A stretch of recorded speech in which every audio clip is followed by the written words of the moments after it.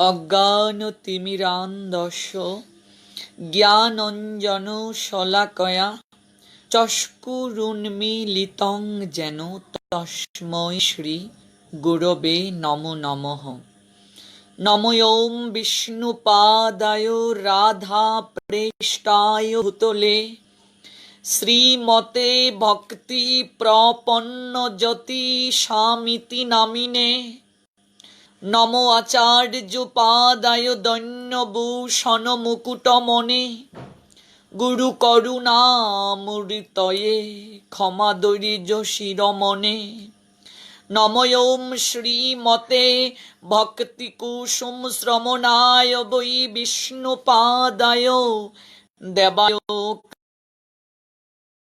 কৃপাবদয়ে নমো নমঃ। শ্রী গৌরী করুণামূর্তিং কৃপা পূর্ণ কলেবরং শ্রী ভক্তি কুসুমং বন্দে রাধা কুঞ্জ নিবাসিনম। নমো ওম বিষ্ণুপাদায় কৃষ্ণ প্রেষ্ঠায় ভূতলে শ্রীমতে ভক্তি সিদ্ধান্ত সরস্বতী নামিনে। বন্দে বৃন্দাবন গুরু কৃষ্ণং কমললোচনং বল্লভী বল্লভাং দেবং শ্রীরাধালিঙ্গিত বিগ্রহং। কৃষ্ণায় বাসুদেবায় হরহে পরমাত্মনে প্রণত ক্লেশনাশায় শ্রী গোবিন্দায় নমো নমঃ। তপ্ত কাঞ্চন গৌরাঙ্গী রাধে বৃন্দাবনেশ্বরী বৃষভানুসুতে দেবী প্রণমামি হরিপ্রিয়ে। শ্রীরূপী শ্রী সনাতন ভট্ট রঘুনাথ শ্রীজীবী গোপাল ভট্ট দাস রঘুনাথ এই ছয় গুসাইরি করি চরণ বন্দন যাহা হতে বিঘ্ন নাশ অবিষ্ট পূরণ। জয় জয় শ্রী কৃষ্ণ চৈতন্য দয়াল প্রভু নিত্যানন্দ শ্রী অদ্বৈত গদাধর শ্রীবাসাদি গৌরী ভক্তবৃন্দ। হরে কৃষ্ণ কৃষ্ণ কৃষ্ণ হরে হরে হরে রাম রাম রাম হরে হরে হরে কৃষ্ণ কৃষ্ণ কৃষ্ণ হরে হরে হরে রাম রাম রাম হরে হরে হরে কৃষ্ণ কৃষ্ণ কৃষ্ণ হরে হরে হরে রাম রাম রাম হরে হরে। অনলাইনে কৃষ্ণ কথা শ্রবণকারী ভক্তবৃন্দ, এই মুহূর্তে যারা দেশ এবং দেশের বাহির থেকে এই কৃষ্ণ কথা আলাপন পরিবারে যুক্ত হয়েছেন, আপনাদের প্রত্যেকের রাতুল রাঙ্গাচরণে আমি অবাজন বৈষ্ণব জ্ঞানে দণ্ডবোধ প্রণাম নিবেদন করছি। বাঞ্ছকল্পতরুভ্যশ্চ কৃপা সিন্ধু বায়বচ পতিতানাং পাবনেভ্য বৈষ্ণবেভ্যো নমো নমঃ। ভক্তবৃন্দ, সাপ্তাহিক কৃষ্ণ কথা আলাপন অনুষ্ঠানের আজকের অনুষ্ঠানের ধারাবাহিকতায় প্রশ্নোত্তর পর্ব ছাড়া কেবল আলোচ্য বিষয়ের উপর আলোচনা হবে এবং সেই ধারাবাহিকতায় গতকাল আমরা একটি বিষয়কে নির্ধারণ করে আলোচনায় অংশগ্রহণ করেছিলাম। সেই বিষয়টি হয়েছিল ক্রোধ নরকের দ্বিতীয় দ্বার। আমরা গতকাল চমৎকারভাবে একেবারে বাস্তবিক কিছু দৃষ্টান্তের আলোকে আস্বাদন করেছিলাম যে ক্রোধ মনুষ্য জীবনের জন্য কতটা ক্ষতিকর, ক্রোধের উৎপত্তি কোত্থেকে। এই বিষয়ে শ্রীমদ্ ভগবত গীতায় ভগবান কৃষ্ণ কি বলেছেন। তো আমরা শ্রীমদ্ ভগবত গীতার বিভিন্ন অধ্যায় থেকে আমরা আলোচনা করেছিলাম। তৃতীয় অধ্যায় কর্মযুগ থেকে আমরা আলোচনা করেছিলাম যে কাময়েশ ক্রোধেশ রজগুণ সমুদ্ভব, যে রজগুণ থেকেই কাম এবং ক্রোধ উৎপন্ন হয়ে থাকে। তাছাড়া আমরা আলোচনা করেছিলাম দৈব অসুর সম্পদ বিভাগ যুগের একটা শ্লোক। সেই শ্লোকটি হচ্ছে যে কাম ক্রোধ এবং লোভ এই তিনটি হচ্ছে নরকের তিনটা দ্বার, তন্মধ্যে ক্রোধ হচ্ছে নরকের দ্বিতীয় দ্বার। এবং আমরা আলোচনা করেছিলাম শ্রীমদ্ ভগবদ গীতা দ্বিতীয় অধ্যায় সাংখ্য যুগের 62 এবং 63 নং শ্লোকটি, যেখানে বলা হয়েছে ধ্যায়ত বিষয়ান পুংস সঙ্গতেষু উপজায়তে সঙ্গাত সঞ্জায়তে কামো কামাত ক্রুধ অভিজায়তে ক্রুদাত ভবতি সম্মুহাৎ স্মৃতি বিভ্রম স্মৃতি বংশাৎ বুদ্ধিনাশাৎ প্রণশ্যতি। পরমেশ্বর ভগবান শ্রীকৃষ্ণ অর্জুনকে উপলক্ষ করে বলেছিলেন যে ইন্দ্রিয়ের বিষয়সমূহ সম্বন্ধে চিন্তা করতে করতে মানুষের তাতে আসক্তি জন্মায়। আসক্তিটা কোত্থেকে আসে? যখন আমরা ইন্দ্রিয়ের বিষয়সমূহ চিন্তা করি এবং ইন্দ্রিয়ের বিষয়সমূহ চিন্তা করতে করতে সেই বিষয়টা প্রাপ্তির জন্য আমাদের হৃদয় মাঝে একটা আসক্তি জাগ্রত হয়। তো আসক্তি যখন মানুষের মাঝে উৎপন্ন হয় তখনই সেটা প্রাপ্তির জন্য মানুষের হৃদয় মাঝে অভিলাষ জাগে, কাম উৎপন্ন হয়। তো কাম যখন উৎপন্ন হয়ে থাকে, তো এই কামনা মানুষের মাঝে যখন উদ্ভাসিত হয় বা কামনা যখন হৃদয় মাঝে জাগ্রত হয়, সেই কামনা চরিতার্থ করার জন্য আমরা ব্যস্ত হয়ে পড়ি। তো কামনা যদি চরিতার্থ হয়, কামনার চরিতার্থ হলে অনেকেই কাম যখন ভোগে রূপান্তরিত করে, ভোগ করে, তখন অতৃপ্ততা আসে আমাদের মাঝে, অনেকের মাঝে আমাদের অতৃপ্ততা আসে। আর যখন আমরা ভোগ করতে পারি না, ভোগ যখন আমরা করতে পারি না, তখন আমাদের মাঝে এরকম একটা ভাবনা জাগ্রত হয়। সেই ভাবনাটা হচ্ছে যে কেন পেলাম না, ওই ভাবনাটা আমাদের হৃদয় মাঝে জাগ্রত হয় যে আমি কি কোনো দিক থেকে কম আছি, কেন আমি এটা পেলাম না। তখনই আমাদের মাঝে ক্রোধ আসে। এখানে ভগবান কৃষ্ণ চমৎকারভাবে আমাদেরকে বলছেন ইন্দ্রিয়ের বিষয়সমূহ সম্বন্ধে চিন্তা করতে করতে মানুষের তাতে আসক্তি জন্মায়। আসক্তি থেকে কাম উৎপন্ন হয়, কামনা থেকে ক্রোধ উৎপন্ন হয়, ক্রোধ থেকে সম্মোহ উৎপন্ন হয়, আর সম্মোহ থেকে স্মৃতি বিভ্রম আসে, স্মৃতি বিভ্রম থেকে বুদ্ধিনাশ, এবং বুদ্ধিনাশ হওয়ার ফলেই মানুষের সর্বনাশ হয়। অর্থাৎ মানুষকে এই জগতের বুকে পুনরায় আবার জন্মগ্রহণ করতে হয়। ইন্দ্রিয়ের বিষয়সমূহ সম্বন্ধে চিন্তা করতে করতে মানুষের তাতে আসক্তি জন্মায়, আসক্তি থেকে কাম উৎপন্ন হয়, কাম থেকে ক্রোধ উৎপন্ন হয়, ক্রোধ থেকে সম্মোহ, সম্মোহ থেকে স্মৃতিবিভ্রম, স্মৃতিবিভ্রম থেকে বুদ্ধিনাশ, আর বুদ্ধিনাশ হওয়ার ফলে সর্বনাশ হয়। অর্থাৎ মানুষকে পুনরায় জড় জগতের অন্ধ কূপে পতিত হতে হয়। তো এমন কোনো মানুষ খুঁজে পাওয়া যাবে না যার মাঝে ক্রোধ নেই। প্রত্যেকেরই ক্রোধ রয়েছে। তো এই ক্রোধের কারণে অনেক সম্পর্ক নষ্ট হয়ে যাচ্ছে, দাম্পত্য জীবন ব্যাঘাত ঘটছে, দাম্পত্য জীবনে সমস্যা সৃষ্টি হচ্ছে।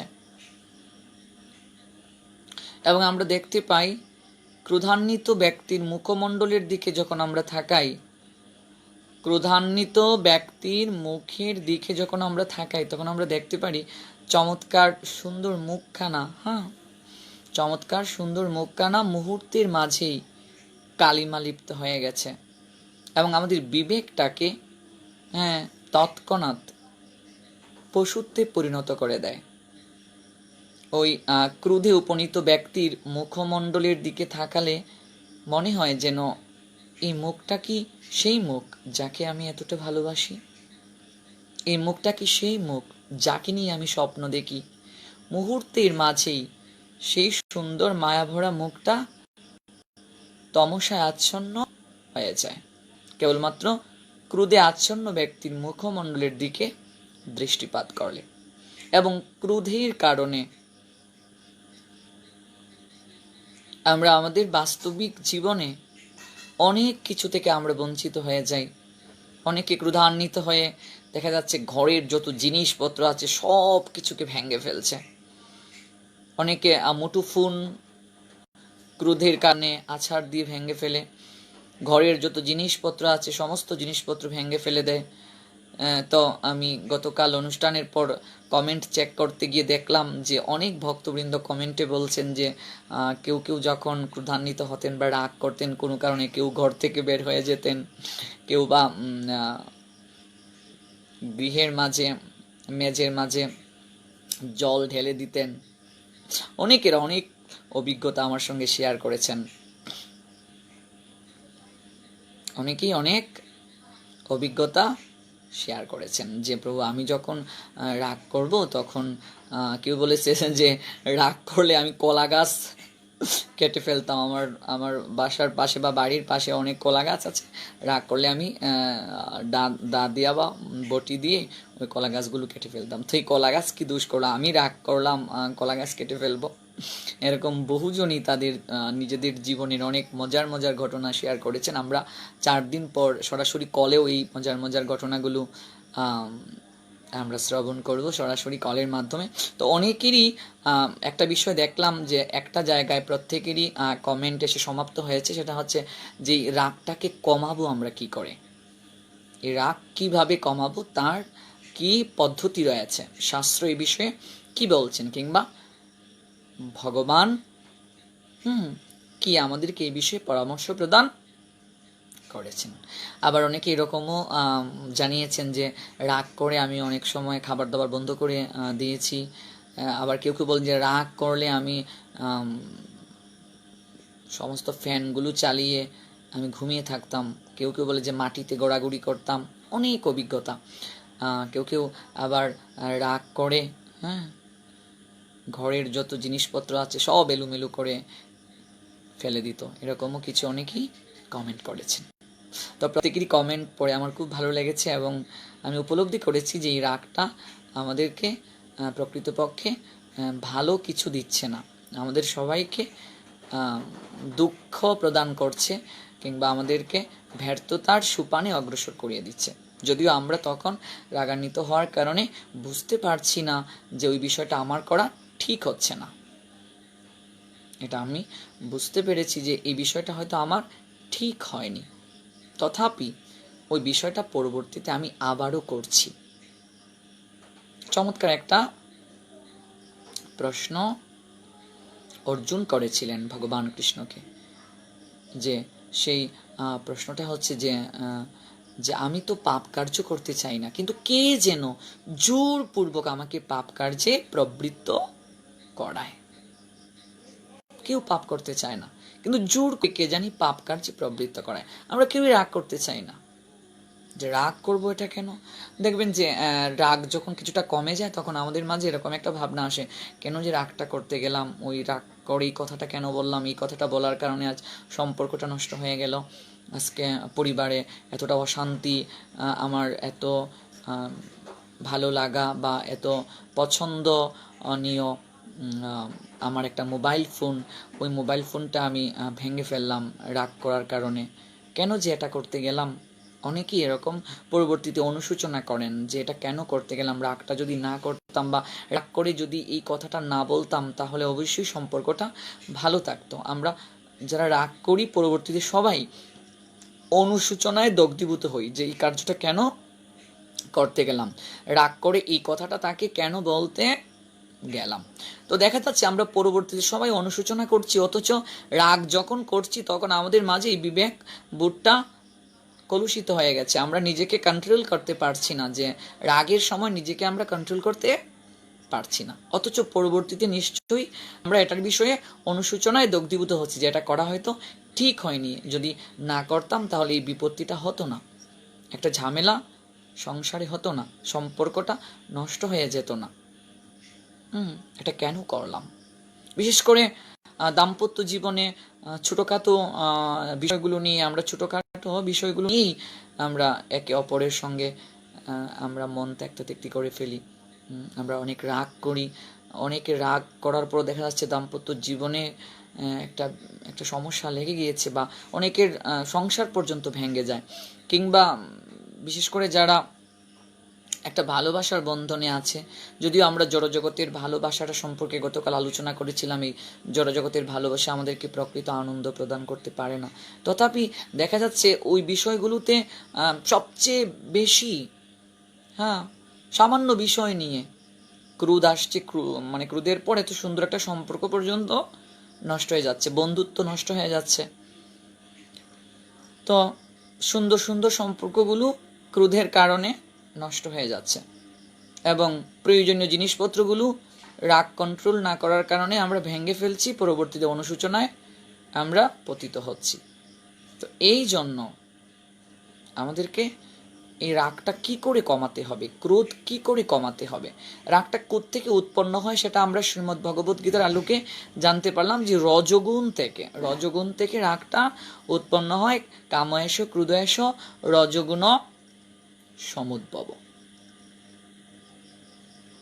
এই ভাবনাটা শ্রীমদ্ ভগবত গীতায় ভগবান কৃষ্ণ আমাদেরকে জানিয়ে দিয়েছেন যে কামনা থেকেই সাধারণত ক্রোধ উৎপন্ন হয়।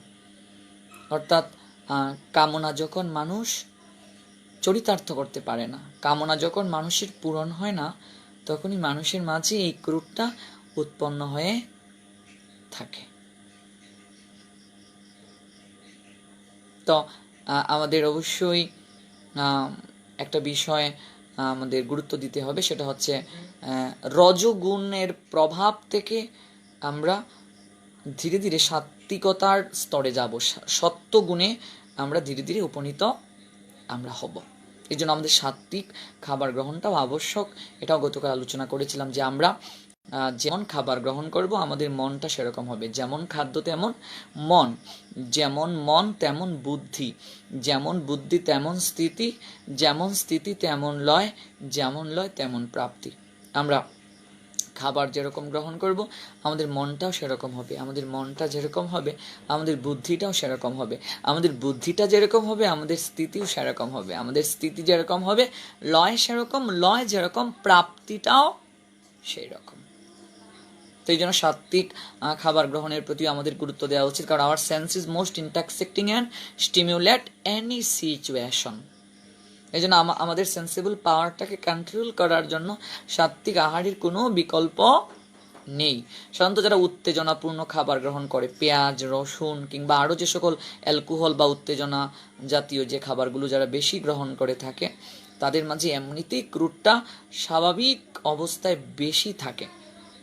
সাধারণত এই বিষয়গুলো আমাদেরকে মেনটেন করা উচিত। এবার একটা মজার ঘটনা বলবো। আপনারা নিশ্চয়ই গ্রিসের মহান পণ্ডিত সক্রেটিসের নাম শুনে থাকবেন। সক্রেটিসের নাম শুনেননি এমন লোক খুঁজে পাওয়া খুবই কঠিন, কারণ তিনি গ্রিসের সবচেয়ে মহান পণ্ডিত ছিলেন। কিন্তু দুর্ভাগ্য হলেও সত্য, সেই সক্রেটিসের জীবনে এমন একটা বউ কপালে জুটল যে মুহূর্তের মাঝেই রেগে যায়। ছোটখাটো বিষয় নিয়েই সেই সক্রেটিসের বউ রেগে যায়। শুধু রেগেই যে যায় তা নয়, রেগে গিয়ে মুখে যা আসে সেই রকমই গালমন্দ শুরু করে সক্রেটিসকে। মুখে যা আসে তাই গালমন্দ করে সক্রেটিসকে।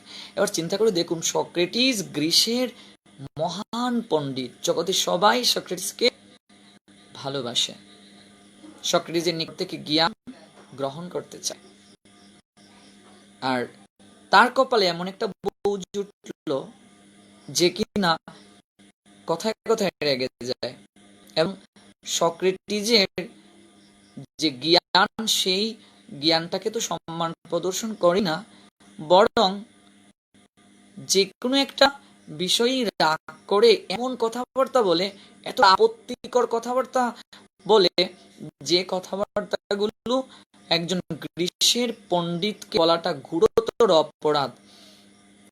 যে কোনো বিষয় গালমন্দ শুরু করে দেয়। তো একটা কথা বলে না, ভালো ভাতের ভালো তরকারি হয় না, ঘরে যদি মনে মতো না হয় তাকে নিয়ে ঘোরা যায়? দাম্পত্য জীবন এবং সংসার দুটোই সুখের হয়। সংসার সুখের হয় রমণীর গুণে।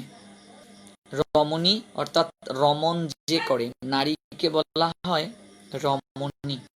রমণ শব্দের অর্থ হচ্ছে আনন্দ। যিনি আনন্দ প্রদান করেন তিনি হচ্ছেন রমণী। নারী হচ্ছে রমণী। নারীর মাঝে ভগবান এমন কি গুণাবলী স্পেশাল ভাবে দিয়েছেন, মুহূর্তের মাঝেই যে কাউকে আকৃষ্ট করার ক্ষমতা রাখে নারী, যে কাউকে আনন্দ প্রদান করার ক্ষমতা রাখে নারী। এই জন্য নারীকে রমণী বলা হয়। রমণ করার বা রমণ করানোর শক্তি সে রাখে, ভগবান নারী মাঝে দিয়ে দিয়েছেন। তো সেই নারী সংসারের আধার হয়ে থাকে। একটা পুরুষ যদি অন্যভাবেও থাকে, একটা পুরুষ যদি অন্য প্রকৃতিরও হয়ে থাকে, স্বাভাবিক যদি নাও থাকে, কিন্তু একটা নারীর মাঝে এতটা গুণাবলী আছে, সে ইচ্ছে করলে সেই পুরুষকে বিপদ থেকে তার ভালোবাসা দ্বারা, তার মমতা দ্বারা, তার সুহৃদতা দ্বারা সেই পুরুষকে ভালো পথে নিয়ে আসতে পারে। এরকম আমরা বহু দৃষ্টান্ত দেখেছি যে একটা নারীর ভালোবাসা আর মাধ্যমে একেবারে বিপদগামী অনেক পুরুষ ভালো হয়ে গিয়েছে, ভালো জীবনে চলে এসেছে।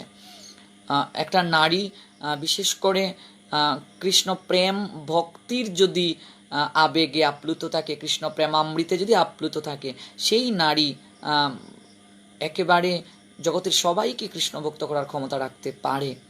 আমরা এরকম দেখতে পাই যে ভাগবতে অম্বরীশ মহারাজের একজন স্ত্রী ছিলেন, যে একটা স্ত্রী রাজ্যের প্রায় সবাইকে কৃষ্ণ ভক্তি প্রদান করতে সমর্থ হয়েছিলেন। তারপর আমরা আরও দেখতে পাই যে একটা নারীর গর্ভ থেকে, যেহেতু নারীকে আশ্রয় করে প্রতি যুগে যুগে ভগবানও পর্যন্ত অবতীর্ণ হন, বা একটা নারী কৃষ্ণ ভক্ত সন্তান যদি জগৎকে উপহার দেয়, একটা কৃষ্ণ ভক্ত সন্তান লক্ষ লক্ষ মানুষকে কৃষ্ণ ভক্তি প্রদান করতে পারে। সেটা কিন্তু নারীর মাধ্যমে। একটা নারী কৃষ্ণ ভক্ত সন্তান যদি জন্ম দেয়, তাহলে সেই সন্তান লক্ষ লক্ষ মানুষকে বিপদ গামী থেকে মূল জায়গায় নিয়ে আসতে পারে এবং সঠিক পথে চালিত করতে পারে। নারীর এতটা ক্ষমতা। এই জন্য আমাদের সনাতন শাস্ত্রে নারীকে অনেক মর্যাদা দিয়েছে, অনেক উচ্চতার আসনে বসিয়েছে। এমনকি আমাদের সনাতন শাস্ত্র নারীকে শক্তিরূপে পূজাও পর্যন্ত করা হয়। আমরা কুমারী পূজাতে দেখতে পাই যে নারীকে আদ্যশক্তি মহামায়া রূপে পূজা করা হয়, সাধনা করা হয় নারীকে। নারীকে এতটা সম্মান দিয়েছে।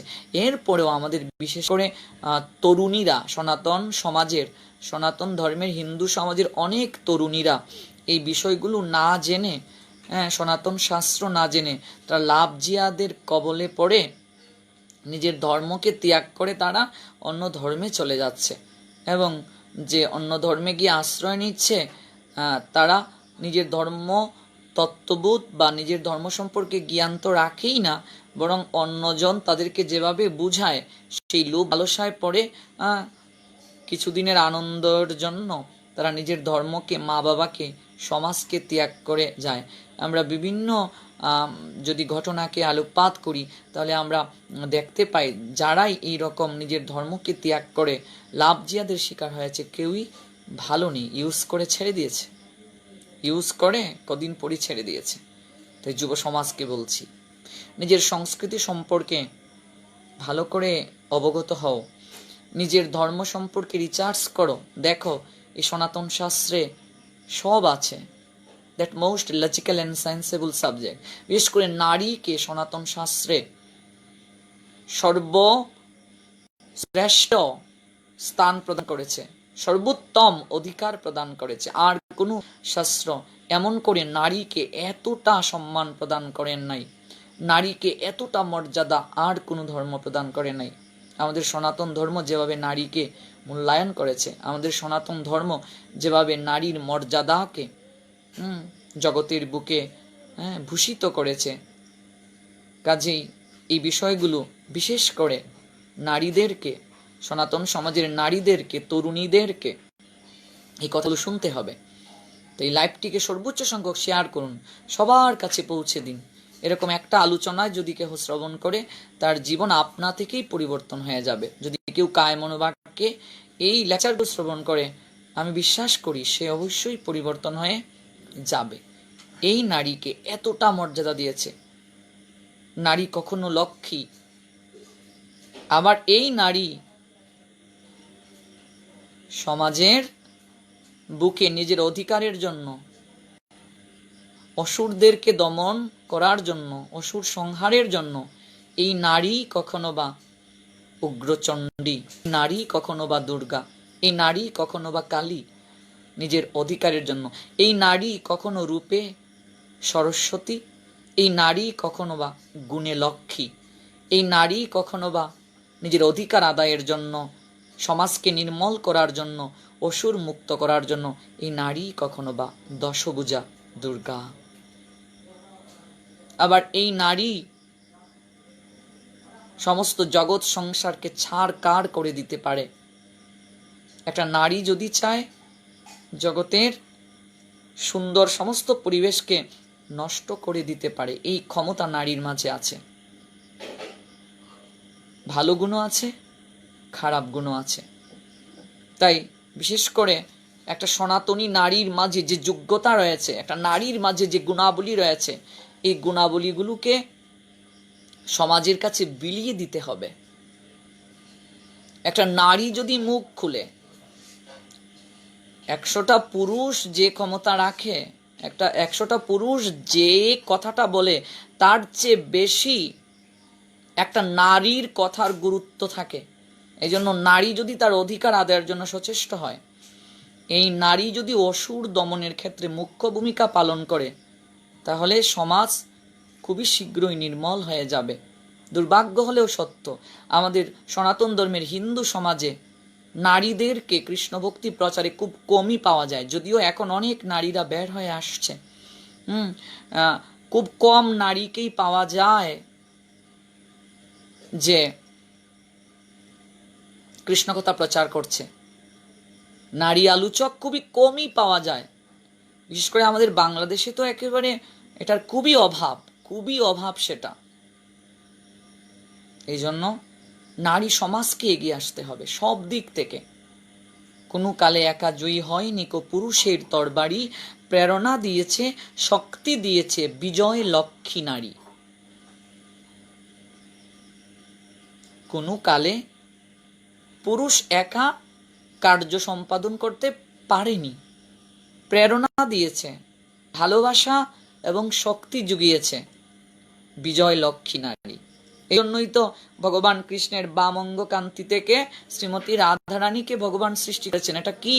তার লাদিনী শক্তি। কৃষ্ণের শক্তি হচ্ছে নারী। একটা পুরুষের মূল শক্তি, একটা পুরুষের মূল আধার হচ্ছে একটা নারী। মনের মতো যদি একজন সঙ্গিনী পাওয়া যায়, একজন ভজন সঙ্গিনী পাওয়া যায়, মনের মতো একটা নারী যদি পাওয়া যায়, মনের মতো একজন রমণী যদি পাওয়া যায় দাম্পত্য জীবনে, তাহলে সেই পুরুষের জীবনে কোনো ধরনের অভাব কিংবা দুঃখ হতে পারে না। এতটা শক্তি নারী প্রদান করতে পারে পুরুষকে, এতটা শক্তি সে রাখে। এই জন্য এই অনলাইনেও যে সকল নারীরা যুক্ত হয়েছেন তাদের চরণে আমার দণ্ডবোধ প্রণাম। আপনারা মাতৃরূপিণী, আপনারা আদ্যশক্তি মহামায়ার অংশ। আর নারীকে সর্বদা সম্মান প্রদর্শন করতে হবে। নারীর গায়ে যারা হাত তুলে, নারীর গায়ে যারা হাত তুলে তারা পুরুষ নয়, তারা কাপুরুষ। নারীর গায়ে যারা হাত তুলে, নারীর গায়ে যারা হাত তুলে তাদের কঠিন শাস্তি আমাদের সনাতন শাস্ত্রে উল্লেখ করেছেন।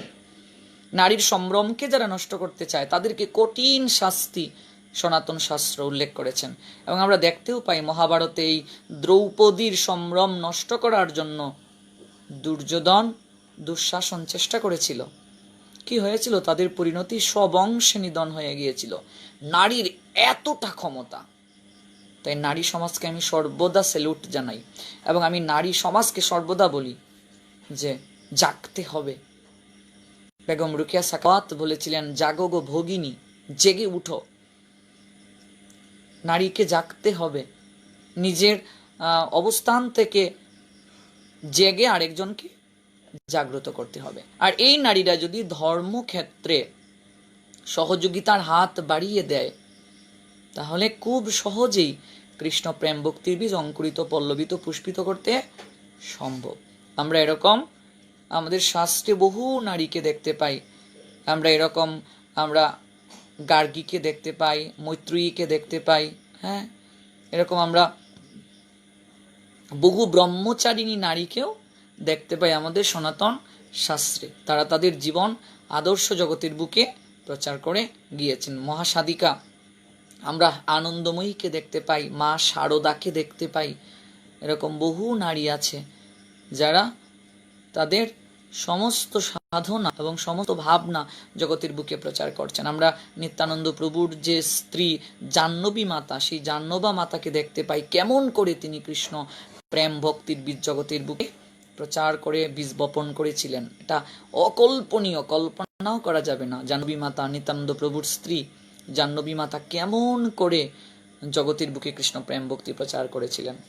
তাই একটা কথা সর্বদা আমি বলতে চাই, অহে সনাতনী নারী, কখনো ধর্মান্তরিত হইও না, কখনো লাভজিয়াদের করুণ ফাঁদে পতিত হয় না। সনাতন শাস্ত্র তোমাকে যে সম্মান দিয়েছে,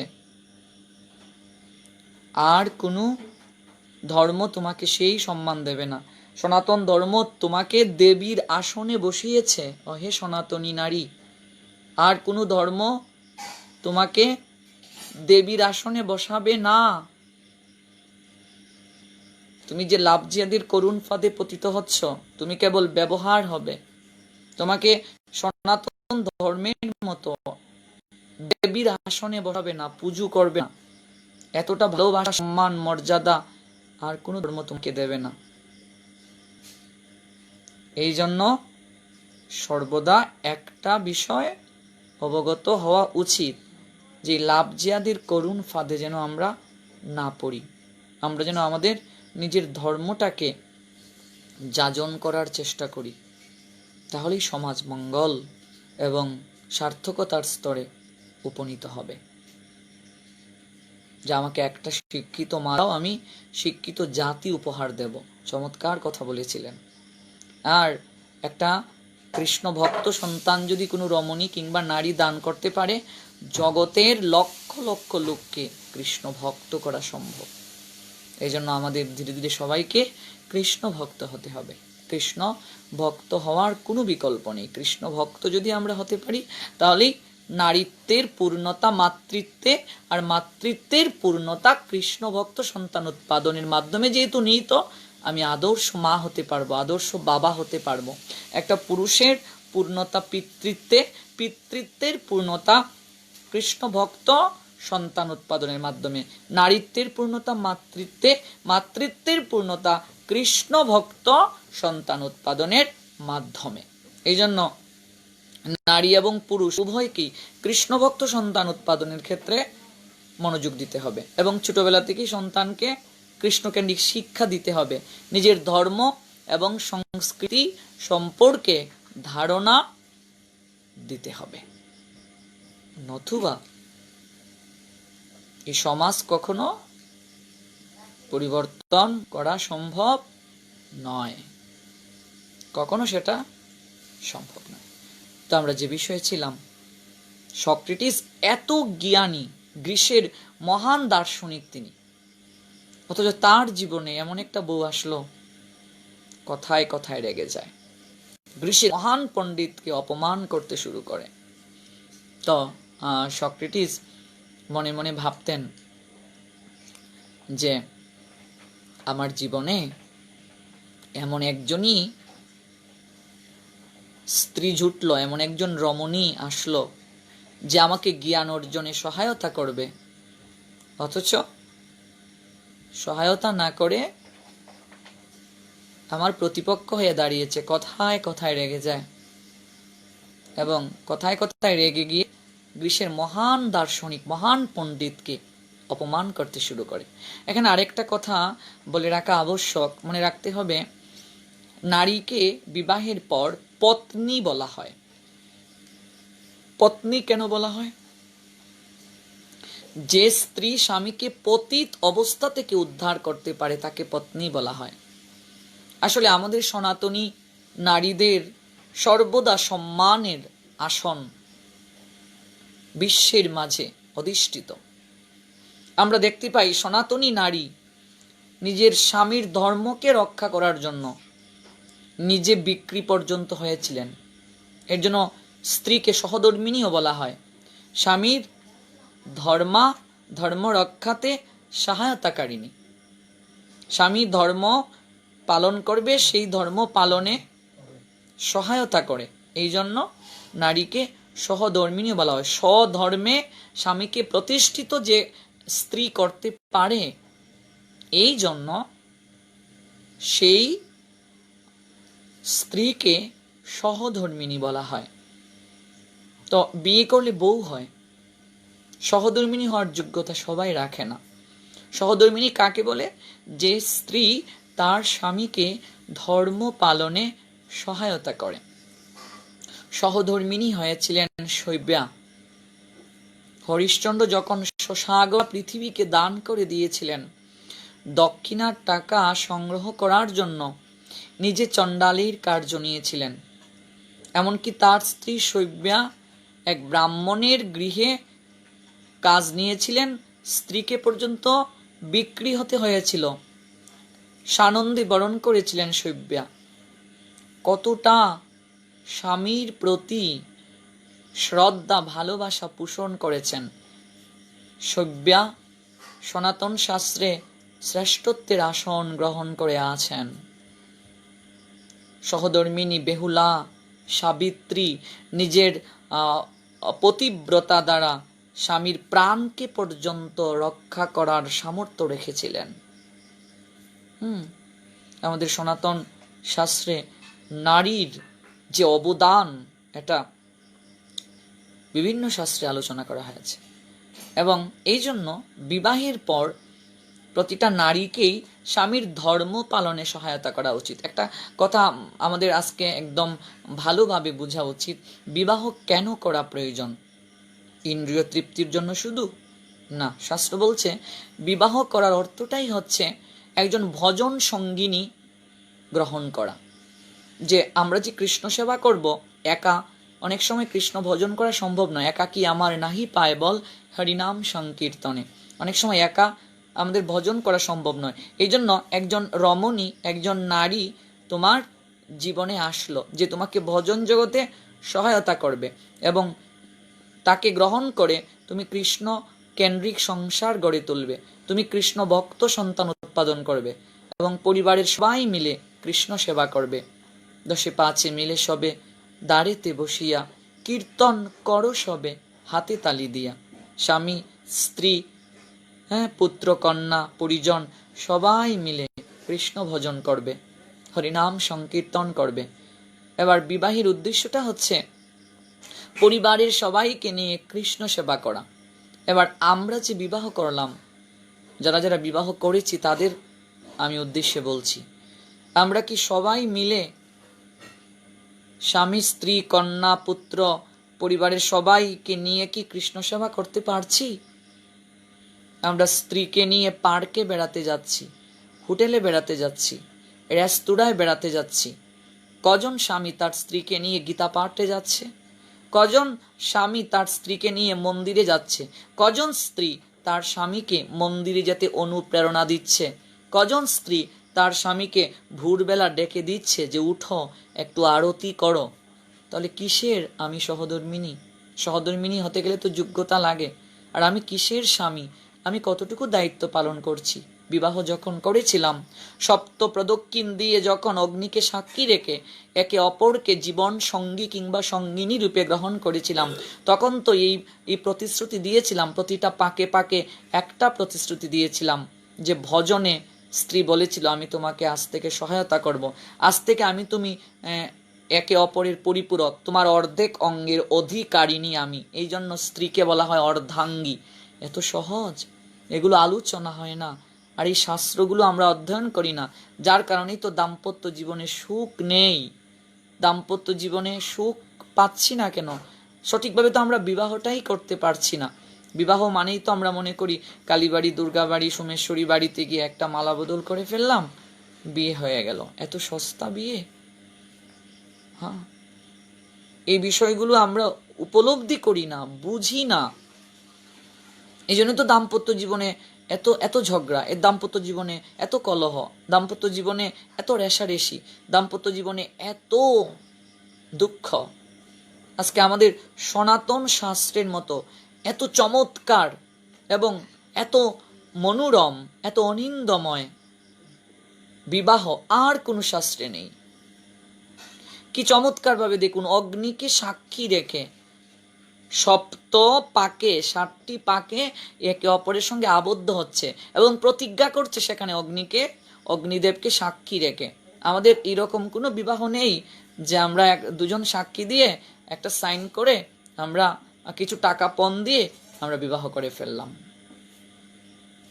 তো কি করে দেখুন, এই বিষয়গুলো কি করে আমরা উপলব্ধি করব? সাধু সঙ্গ যদি না করি, আমরা শাস্ত্র যদি অধ্যয়ন না করি, আমরা কি করে এই বিষয়গুলো জানব? এই জন্য প্রতিটা নারীর কর্তব্য, যখন সে স্ত্রী হবে, পত্নী হবে, সহধর্মিণী হবে, কারো অর্ধাঙ্গী হবে, হ্যাঁ, তখন স্বামীকে ধর্ম পালনে সহায়তা করা। প্রতিটা স্বামীর কর্তব্য সেই স্ত্রীকে সম্মান প্রদান করা এবং তাকে নিয়ে সুন্দরভাবে, মনোরমভাবে, শাস্ত্রের আনুগত্যে কৃষ্ণকেন্দ্রিক সংসার গড়ে তোলা। তাহলে আপনার সংসারটা হয়ে যাবে স্বর্গময়। আপনিও তখন বলতে পারবেন, কোথায় স্বর্গ কোথায় নরক, কেবলে বুঝি বহুদূর, মানুষের মাঝেই স্বর্গ নরক, মানুষেতে সুরাসুর। রিপুর কারণে যখনই মোদের বিবেক পায় গো লয়, আত্মগ্লানির নরকনলে তখনই পুরিতে হয়। যবে মিলি প্রেম পুণ্য প্রীতির বাঁধনে পরস্পরে স্বর্গ আসিয়া দাঁড়ায়, তখনই আমাদের কুড়ে ঘরে, আপনার কুড়ে ঘরেও স্বর্গময় হয়ে যাবে যদি আপনি সেইভাবে কৃষ্ণকেন্দ্রিক সংসার করতে পারো। আমরা যদি কৃষ্ণকেন্দ্রিক সংসার করতে পারি, আমাদের কুড়ে ঘরটাই স্বর্গ হয়ে যাবে। সারাদিন কাজ করে আসলেন, আপনার ভজন সঙ্গিনী যে, আপনার অর্ধাঙ্গিনী যে, সে যদি একটু স্মিত হেসে এবং আপনার প্রতিটা কার্যে অনুপ্রেরণার ক্ষেত্র হয়ে দাঁড়ায়, আপনি একটা আলাদা শক্তি পাবেন। এই জন্যই তো তাকে বলা হয় অর্ধাঙ্গী, অর্ধেক অঙ্গের অধিকারিণী।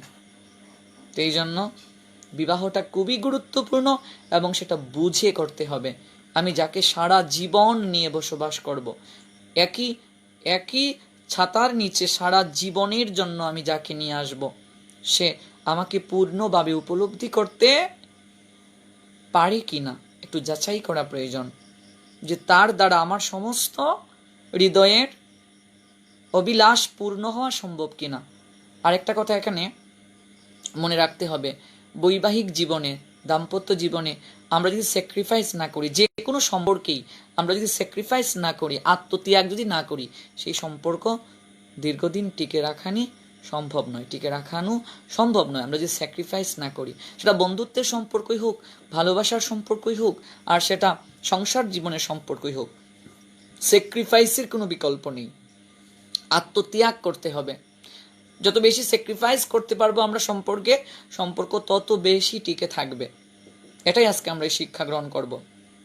সেই সক্রেটিস, গ্রীসের মহান পণ্ডিত দার্শনিক, তার জীবনে এমন একটা স্ত্রী জুটল যে কথায় কথায় রেগে যায়, এবং শুধু রেগে যে যায় তা নয়, রেগে গিয়ে গ্রীসের মহান পণ্ডিতকে অকথ্য ভাষায় গালিগালাজ করে, অকথ্য ভাষায় গালমন্দ করে। তো একদিন সেই সক্রেটিসের স্ত্রী অন্যান্য দিনের চেয়ে একটু বেশি রেগে গিয়েছিল, অনেকটা বেশি রেগে গিয়েছে। সাধারণ একটা ঘটনা নিয়ে অনেকটা বেশি রেগে গিয়েছে। এবার ওই যে আমরা আলোচনা করছিলাম, গতকালকে আলোচনা করেছি, আমরা যখন রাগ করি, আমরা যখন ক্রোধান্বিত হই, তখন তো আমাদের ঠিক থাকে না, আমাদের চেতনা ঠিক থাকে না। অনেক সময় আমরা রাগ যখন করি, আমাদের চেতনা কলুষিত হয়ে যায়, পাশবিক ভাবনা আমাদের জাগ্রত হয়ে যায়। তখন কি করব অনেক সময় সেটা বুঝতে পারি না। তো সক্রেটিসের স্ত্রী এতটা রাগ করেছে, রাগ করে অনেক গালমন্দ শুরু করেছে। গ্রীসের মহান দার্শনিক, মহান পণ্ডিতকে অকথ্য ভাষায় গালিগালাজ করতে শুরু করেছে। এবার সক্রেটিস দেখতে পেলেন তিনি যদি এক একটা কথার উত্তর প্রদান করেন তাহলে আরো অনেক ঝামেলা বেঁধে যাবে। এক হাতে কি তালি বাজানো সম্ভব? দুটো হাত হলেই তো তালি বাজানো সম্ভব। এবার মনে করুন একজন আপনাকে অনেক গালিগালাজ করছে, আপনি যদি তার কথার উত্তর না দেন তাহলে কি সেই গালি জমবে? ঝগড়া করতে চাচ্ছে একজন, আপনাকে নিজ থেকে ঝগড়া করতে আসছে, আপনি যদি সেই ব্যক্তিটিকে উত্তর প্রদান না করেন, ঝগড়া করতে যদি পরিবেশ সৃষ্টি করে না দেন, তাহলে কি ঝগড়া হবে? হবে না। এক পক্ষ যদি নীরব থাকে তাহলে কি কখনো ঝগড়া করা সম্ভব? সম্ভব নয়। সক্রেটিসের স্ত্রী অনেকটা রেগে গিয়েছে এবং যা মুখে আসে তাই বলতে শুরু করেছে। এবার সক্রেটিস ভাবলেন আমি যদি একটার উত্তর প্রদান করি তাহলে তো আরো অনেক বিষয়টা বেড়ে যাবে, কিন্তু কি করা যায়? অনেক কষ্ট করে তিনি নিজেকে সামলিয়ে ঘর থেকে বের হয়ে ব্যালকনিতে, আমরা বারান্দা বলি, বারান্দায় গিয়ে একটা চেয়ারে তিনি বসে রইলেন। এবার সক্রেটিস যখন গিয়ে বারান্দায় বসলেন, সক্রেটিসের স্ত্রী দেখছে ব্যাপারটা কি, আমি এত এত কথা বলছি, উনি কোনো কথাই উত্তর দিচ্ছে না, আমার সঙ্গে কথার উত্তর দিচ্ছে না, অথচ ঘর থেকে বের হয়ে গিয়ে বেলকুনিতে বসে আছে। সক্রেটিস স্ত্রী এসে বলছে কি ব্যাপার, তুমি কোনো কথা বলছো না কেন? আমি যা বলছি তোমার কি কানে যায় না? কি ব্যাপার, তুমি কেন কথা বলছো না? তোমার কানে কি এগুলো যাচ্ছে না আমি কি বলছি?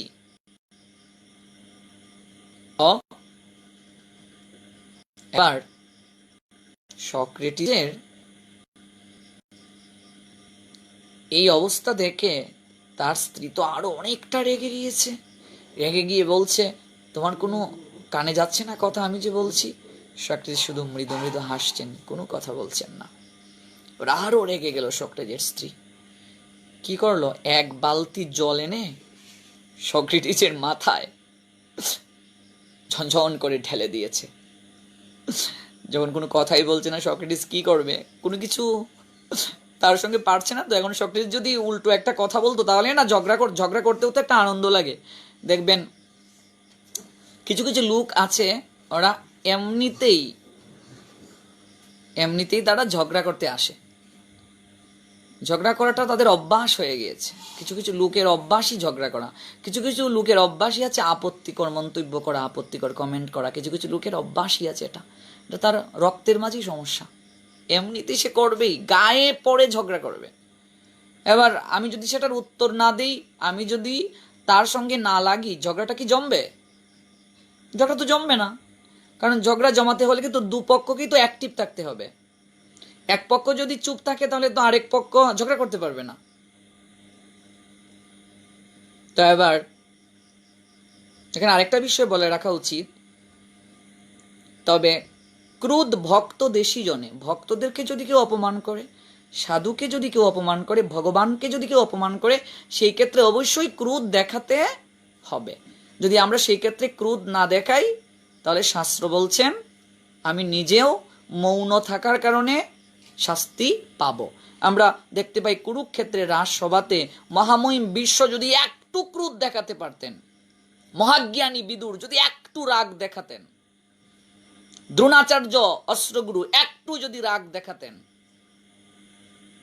দুর্যোধন দুঃশাসন এত বড় পাপ করতে পারতো না, দ্রৌপদীর শাড়ি টানতে পারতো না, সম্মান নষ্ট করতে পারতো না, একটু যদি রাগ দেখাতেন। এই জন্য আমাদের প্রেম ভক্তি মহারাজ নরোত্তম দাস ঠাকুর বলে দিয়েছেন রাগ অবশ্যই প্রয়োজন আছে। এই রাগটা কখন আমাদেরকে দেখাতে হবে? ক্রোধ ভক্ত দেশি জনে, যারা ভক্তের সম্মানকে নষ্ট করতে চাইবে, বৈষ্ণবের সম্মান যারা নষ্ট করতে চাইবে, ভক্ত বৈষ্ণবকে যারা খারাপ কথা বলবে, অসম্মান করবে, আমার ধর্ম নিয়ে যারা অসম্মান করবে, ভগবানকে যারা খারাপ খারাপ কথা বলবে, সেই সকল মানুষের ক্ষেত্রে ক্রোধ দেখাতে হবে, রাগ দেখাতে হবে। এই ক্ষেত্রে বিনয় দেখালে হবে না। আপনি যদি এই ক্ষেত্রে বিনয় দেখান যে না আপনি আপনি আপনি ঠিক করছেন, তাহলে দুর্বল ভাববে আপনাকে। মনে রাখবেন, মহাপ্রভু বলছেন ত্রিনাদপি শুনিচেন তরুরি বসহিষ্ণুনা অমানি না মানদেন কীর্তনীয় সদাহরি। বলছেন তৃণ থেকে নিচু হও, একেবারে দীন হও। এই যে দৈন্যতাটা, এই দৈন্যতাটা কাদের ক্ষেত্রে মহাপ্রভু জানিয়ে দিলেন? সাধু ভক্ত বৈষ্ণব যারা তোমাকে দীনতার ভূষণে ভূষিত হয়ে তোমাকে যারা সম্মান দিচ্ছেন তাদের প্রতি দীন থাকো। এবার অসুরের কাছে গিয়ে যদি আপনি দীন হন, যে আপনি কি ভালো আছেন, অসুর বলবে এই কি ব্যাপার রে, অত দেখা যাচ্ছে। এই জন্য অতি নিচু হও না, ছাগলে খাবে পাতা। অতিবার বেরো না, ঝড়ে ভাঙবে মাথা। অতি নিচু হইও না, ছাগলে খাবে পাতা। একেবারে নিচু হয়ে গেলে ছাগলে পাতা খেয়ে ফেলবে, আর অতিবার বেড়ে গেলে ঝড়ে মাথা ভাঙবে। এই জন্য কি করতে হবে? আমাদেরকে সর্বদা বজায় রেখে চলতে হবে, ভালো করে বুঝে আমাদের ব্যালেন্সটা রেখে চলতে হবে। এই জন্য স্বয়ং নিত্যানন্দ প্রভুও যখন জগাই মাধাইকে কৃপা করতে গিয়েছিলেন, মাধাই যখন নিত্যানন্দ প্রভুর মাথা ফাটিয়ে দিয়েছিল, তখন কিন্তু আমার মহাপ্রভু নিজে সুদর্শন চক্রকে ধারণ করেছিলেন। যদিও তিনি বলেছিলেন অস্ত্র ধারণ করবেন না, তিনিও রাগ দেখিয়েছেন মহাপ্রভু, যিনি প্রেমের অবতার। হ্যাঁ, তিনি রাগ দেখালেন এখানে। কেন? কারণ বৈষ্ণবের নিন্দা হচ্ছে, নিতাই চাঁদের গায়ে আঘাত দিয়েছে, বৈষ্ণবের গায়ে আঘাত দিয়েছে। বৈষ্ণব নিন্দুককে ছাড় দেওয়া যাবে না। নিত্যানন্দ প্রভুর যখন মাথা ফাটিয়ে দিল, মহাপ্রভু সুদর্শন চক্র আমন্ত্রণ করলেন। নিত্যানন্দ প্রভু বললেন, কি করছো নিমাই, ক্ষমা করে দাও, তুমি না বলেছিলে এই অবতারে অস্ত্র ধারণ করবে না, প্রেম দ্বারা জগতে ভাসাবে। মহাপ্রভু তখন নিতাই চাঁদকে বলেছিলেন, আমি বৈষ্ণব হতে পারিনি, তুমি শ্রেষ্ঠ বৈষ্ণব। কি চমৎকার শিক্ষা দিলেন এখানে মহাপ্রভু। ক্রোধ প্রদর্শন করলেন। ক্রোধ সর্বদা অসুরদের প্রতি হতে হবে। ক্রোধ সর্বদা ভক্তকে যারা নিন্দা করে, গুরু নিন্দা যারা করে, ধর্ম সম্পর্কে যারা অকথ্য কথা বলে, ভগবানকে নিয়ে যারা বাজে মন্তব্য করে, তাদের প্রতি ক্রোধ দেখাতে হবে। তাহলে দেখবো এই ক্রোধটা সাত্বিক ক্রোধ। এই ক্রোধ দেখালে তোমার কখনো পাপ হবে না, তোমার অপরাধ হবে না। হনুমান যদি রাগ করতে না পারত, তাহলে কি লেজের মাঝে আগুন ধরিয়ে স্বর্ণ লঙ্কাকে পুড়িয়ে দিতে পারত? রাগ না হলে কি সে স্বর্ণ লঙ্কাকে পুরাতে পারত? রাগেরও অবশ্যই প্রয়োজন আছে, কিন্তু এই রাগটা কখন দেখাতে হবে? ভক্ত দেশী জনে, ভক্তের বিদ্বেষ যারা করবে,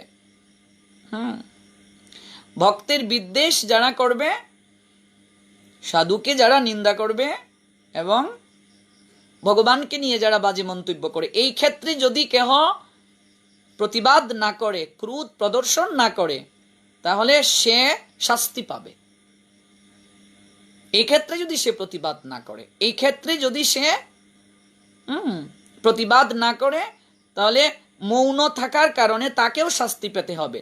কুরুক্ষেত্রে রাজসভায় ভগবান কৃষ্ণ পরবর্তীতে মহামহিম বিশ্বকে বলেছিলেন, দ্রোণাচার্যকে বলেছিলেন, বিদুরকে বলেছিলেন, কৃপাচার্যকে বলেছিলেন যে এই যে মহান মহান আপনারা আচার্যগণ আছেন, মহান মহান যোদ্ধাগণ আছেন, কর্ণকে বলেছিলেন যে আজকে দুর্যোধন এই এত বড় অপরাধ করতে কি করে সাহস পেল? আপনারা প্রত্যেকেই নিজ নিজ ধর্ম রক্ষার জন্য, নিজেদের প্রতিজ্ঞা রক্ষা করার জন্য আপনারা সবাই নিয়োজিত ছিলেন। আপনারা যদি কেউ একটিবার অন্যায়ের বিরুদ্ধে কথা বলতেন, ক্রোধ প্রদর্শন করতেন, তাহলে দুর্যোধন এহেন কার্য করতে কখনো সাহস পেত না। দুঃশাসন দ্রৌপদীর সম্মানকে নষ্ট করার জন্য দ্রৌপদীর শাড়ি টানতে পারত না। চমৎকার শিক্ষা দিয়েছেন। একটু ক্রোধ যদি প্রদর্শন করা হতো সেই কুরুক্ষেত্রের রাজসভায়, কিন্তু কেউ করেনি, সবাই মৌন থেকেছিল। ক্রোধের প্রয়োজন আছে, কিন্তু সেই ক্রোধটা ভক্তের বিদ্বেষী যারা, ভগবানের বিদ্বেষী যারা, ধর্মের বিপক্ষে যারা, তাদের প্রতি প্রদর্শন করতে হবে। আমরা এই বিষয়ে আগামীকাল বিস্তারিত শ্রবণ করব। তো আমরা মূল প্রসঙ্গে ফিরে যাচ্ছি। এবার সক্রেটিসের বউ যখন দেখছে যে সক্রেটিস কোনো কথাই বলছে না এবং কোনো কথার উত্তর পর্যন্ত দিচ্ছে না, তখন সে কি করবে? এক বালতি জল এনে সক্রেটিসের মাথায় ঢেলে দিল। সক্রেটিসের মাথায় ঢেলে দিল। এবার রাস্তা দিয়ে যে সকল মানুষেরা যাচ্ছে, ওরা এই ঘটনাটা দেখে ওরা সবাই হাসছে, বলছে বা কি ব্যাপার, স্বামী স্ত্রী জল খেলা হচ্ছে। রাস্তায় যারা যাচ্ছে তারা এই বিষয়টা দেখে অনেক হাসাহাসি করছে। সক্রেটিস তার বউয়ের দিকে তাকিয়ে বলছে, আমি তো এটারই প্রত্যাশা করছিলাম, তুমি যে আমার মাথায় এক বালতি জল ঢালবে আমি এটা জানতাম। আমি এটারই প্রত্যাশা করছিলাম যে তুমি কখন আমার মাথায় এক বালতি জল ঢালবে, কারণ গর্জনের পরেই তো বর্ষণ নামে। তুমি এতক্ষণ গর্জিয়েছ, এবার যে তুমি বর্ষণ দেবে অর্থাৎ জল ঢেলে দেবে, এটা আমি জানতাম। ভেবে দেখুন কত মজার। এবার সক্রেটিস যখন এই কথাটা বলে হাসতে শুরু করেছে, এবার সক্রেটিসের বউ আর কি করবে, বালতিটা হাতেই, কিন্তু সক্রেটিসের দিকে তাকিয়ে সেও আর না হেসে থাকতে পারলো না। রাস্তা দিয়ে যারা যাচ্ছে ওরা যখন হাসছে এই ঘটনা দেখে, সক্রেটিসের বউ হাসছে। এবার সক্রেটিসও হাসছে, সক্রেটিসের বউও হাসছে। রাত্রে যখন ঘুমাতে গেল একসঙ্গে, এবার সক্রেটিসের বউ সক্রেটিসকে বলছে, আই এম এক্সট্রিমলি সরি, আমি দুপুরবেলা যে ঘটনাটা ঘটিয়েছি, তোমাকে এরকম বাজে বাজে কথা বলেছি, তোমার মাথায় এক বালতি জল ঢেলে দিয়েছিলাম, আসলে আমি বিষয়টা ঠিক করিনি, তুমি কিছু মনে করো না, আমি আন্তরিকভাবে দুঃখিত, তুমি আমায় ক্ষমা করে দাও। এবার বলুন তো ভক্তবৃন্দ, জিতলো কে? সক্রেটিস জিতেছে না তার বউ জিতেছে? এখানে যারা হরিকথা শুনছেন, যদি কারো বউ এরকম রাগী থাকে, তাহলে আজকের এই ঘটনাটা আমাদেরকে অবশ্যই অনেকটাই সহায়তা করবে। কিংবা কারো স্বামী যদি এরকম রাগান্বিত হয় বা রাগী হয়ে থাকে, কোনো স্ত্রীর, এখানে যারা হরিকথা শুনছেন, কোনো স্ত্রীর স্বামী যদি এরকম রাগান্বিত হয় কিংবা রাগী হয়, কিংবা কোনো স্বামীর স্ত্রী যদি রাগী হয়, তাহলে আমরা এই ঘটনাটা আমরা অবশ্যই শ্রবণ করেছি, যেহেতু শিক্ষা নিতে পারবো। এক পক্ষকে অবশ্যই চুপ থাকতে হবে সংসার জীবনে। কেউ যখন রাগ করবে, এক পক্ষকে অবশ্যই চুপ থাকতে হবে, কারণ স্যাক্রিফাইস ছাড়া কখনো সংসার জীবন টিকে থাকে না। স্যাক্রিফাইস অবশ্যই প্রয়োজন আছে, আত্মত্যাগের প্রয়োজন আছে। দেখুন, এবার সক্রেটিস যদি তার বউয়ের কথার উত্তর দিতে শুরু করতো এবং তুমি কেন আমাকে বলবে, আমি কি তোমার চেয়ে কম বুঝি, আমি কি কম জ্ঞানী, সমস্ত গ্রীসের মানুষ আমাকে এত সম্মান করে, আমি পণ্ডিত আর তুমি আমাকে এরকম গালিগালাজ করো, কে তুমি, কি আছে তোমার জ্ঞান। সক্রেটিস যদি এই কথাগুলো বলতো, তাহলে একটা অঘটন নিশ্চয়ই হয়ে যেত। কিন্তু সক্রেটিস এটা করেননি, কারণ তিনি তো জ্ঞানী। কারণ খালি কলসি সর্বদাই বাজে বেশি, ভরা কলসি এতটা বাজে না। এই জন্য কি করলো সক্রেটিস? একেবারে চুপ থাকলেন, কিচ্ছুটি বললেন না। এবং উনি ভাবছেন যে আমি যদি ঘর থেকে কিছুটা সময়ের জন্য বের হয়ে না যাই, তাহলে তো আমার বউ যা মনে চাই তাই বলবে, এবং কোনো কারণে যদি আমি কথার উত্তর দিয়ে দিই, বিশাল ঝগড়া লেগে যাবে। তাই ঘর থেকে একটু বের হয়ে বারান্দার মাঝে একটা চেয়ারে বসলেন সক্রেটিস। বউ একবার ঝগড়া করবে কি করে, কারণ এক পক্ষ গর্জাচ্ছে আর এক পক্ষ তো কিছু বলছে না। একটা কথার পৃষ্ঠে আরেকটা কথা যদি কেউ না বলে, তাহলে তো ঝগড়া করতে কখনো আনন্দ নেই। একটা পক্ষই শুধু বলবে আর একটা পক্ষ কিছু বলবে না, তাহলে ঝগড়ায়ও তো একটা আনন্দ প্রয়োজন আছে। একটা কথার পৃষ্ঠে কথা না হলে তো ঝগড়া করতেও আনন্দ নেই। এবার সক্রেটিসের বউ ঝগড়া করতে চাচ্ছে, কিন্তু সক্রেটিস কোনো কথা বলছে না। এবার কি করবে, এক বালতি জল এনে সক্রেটিসের মাথায় ঢেলে দিয়েছে। কি ব্যাপার, আমার কথা তোমার কানে যায় না, আমি যে এতক্ষণ ধরে এত কিছু বলছি, তুমি কিচ্ছু কেন বলছো না, বলে এক বালতি জল কি করলো, মাথার মাঝে ঢেলে দিল। এবার সক্রেটিস হাসতে হাসতে বলছে আমি তো এটারই প্রত্যাশা করছিলাম, আমি জানি তুমি এই কার্যটা করবে, কারণ তুমি এতক্ষণ গর্জন করেছ, এবার তুমি বর্ষণ করবে, তুমি এক বালতি জল ঢেলে দেবে। রাস্তা দিয়ে যারা যাচ্ছিল ওরা সবাই শুনে হাসছে, যারা পথচারী আছে ওরা সবাই শুনে হাসছে। এবার সক্রেটিসের বউ বালতি হাতে নিয়ে দাঁড়িয়ে আছে, এবার সে কি আর না হেসে থাকতে পারে, সেও হাসতে শুরু করেছে। মুহূর্তের মাঝে রাগ চলে গেল এবং রাত্রিবেলা শোয়ার সময় গিয়ে সক্রেটিসের বউ বলল, আই এম এক্সট্রিমলি সরি, আমি বুঝতে পারিনি এরকম একটা ঘটনা ঘটে গেছে, তুমি কিছুই মনে করো না, আমি তোমার কাছে ক্ষমা প্রার্থী। অনেক ভক্ত যারা কমেন্ট করেছিলেন যে আমার প্রচন্ড রাগ, আমি রাগ কমাতে পারি না, এই যে ঘটনাটা শুনলে একটা চমৎকার একটা উদাহরণ, এই উদাহরণটা শোনার পর আপনাদের কি মনে হলো যে আমরা যখন রাগ করব, রাগ যখন কোনো বিষয়ে আমাদের মাঝে উঠবে, তখন আমরা কি করব, আমাদের কি করা প্রয়োজন? তখন একটা বিষয় আমাদেরকে ভাবতে হবে যে রাগ যখন আমি করব তখনই আমাকে এই কথাটা মনে করতে হবে, কিংবা এই বিষয়টা ভাবতে হবে যে আমি নরকের দ্বিতীয় দরজায় আমি দাঁড়িয়ে আছি, একটু পরে আমাকে নরকে প্রবেশ করতে হবে, কারণ রাগ হচ্ছে নরকের দ্বিতীয় দ্বার। কেউ যদি রেগে গিয়েছে তখনই বুঝতে হবে সে নরকের দ্বিতীয় দরজায় অবস্থান করছে, কারণ রাগ হচ্ছে নরকের দ্বিতীয় দ্বার। আর একটা কথা সবসময় মনে রাখতে হবে, রেগে গেলে তো হেরে গেলে। মূর্খ ব্যক্তি যারা, যারা মূর্খ, যারা নিজেরা কখনো আচরণের মাধ্যমে কোনো কিছু করতে পারবে না, সমাজে কোনো কিছু যারা করতে পারবে না, দেখবে তারাই তর্ক করে, তারাই রাগ করে, তাদেরই রাগ বেশি দেখবে। এই জন্য আমরা যদি এই শিক্ষাটা প্রদান করি, তাহলে আশা করি আমরা অনেকটাই রাগ কমিয়ে আনতে সমর্থ হব। তাছাড়া এই রাগ আমাদের সংসার জীবনে সবচেয়ে অনর্থ ঘটাচ্ছে। তাছাড়া এটা তো সক্রেটিসের আমরা একটা জীবনের ঘটনা শুনলাম। ভগবান কৃষ্ণ তিনিও বহু জায়গায় এরকম চমৎকার লীলা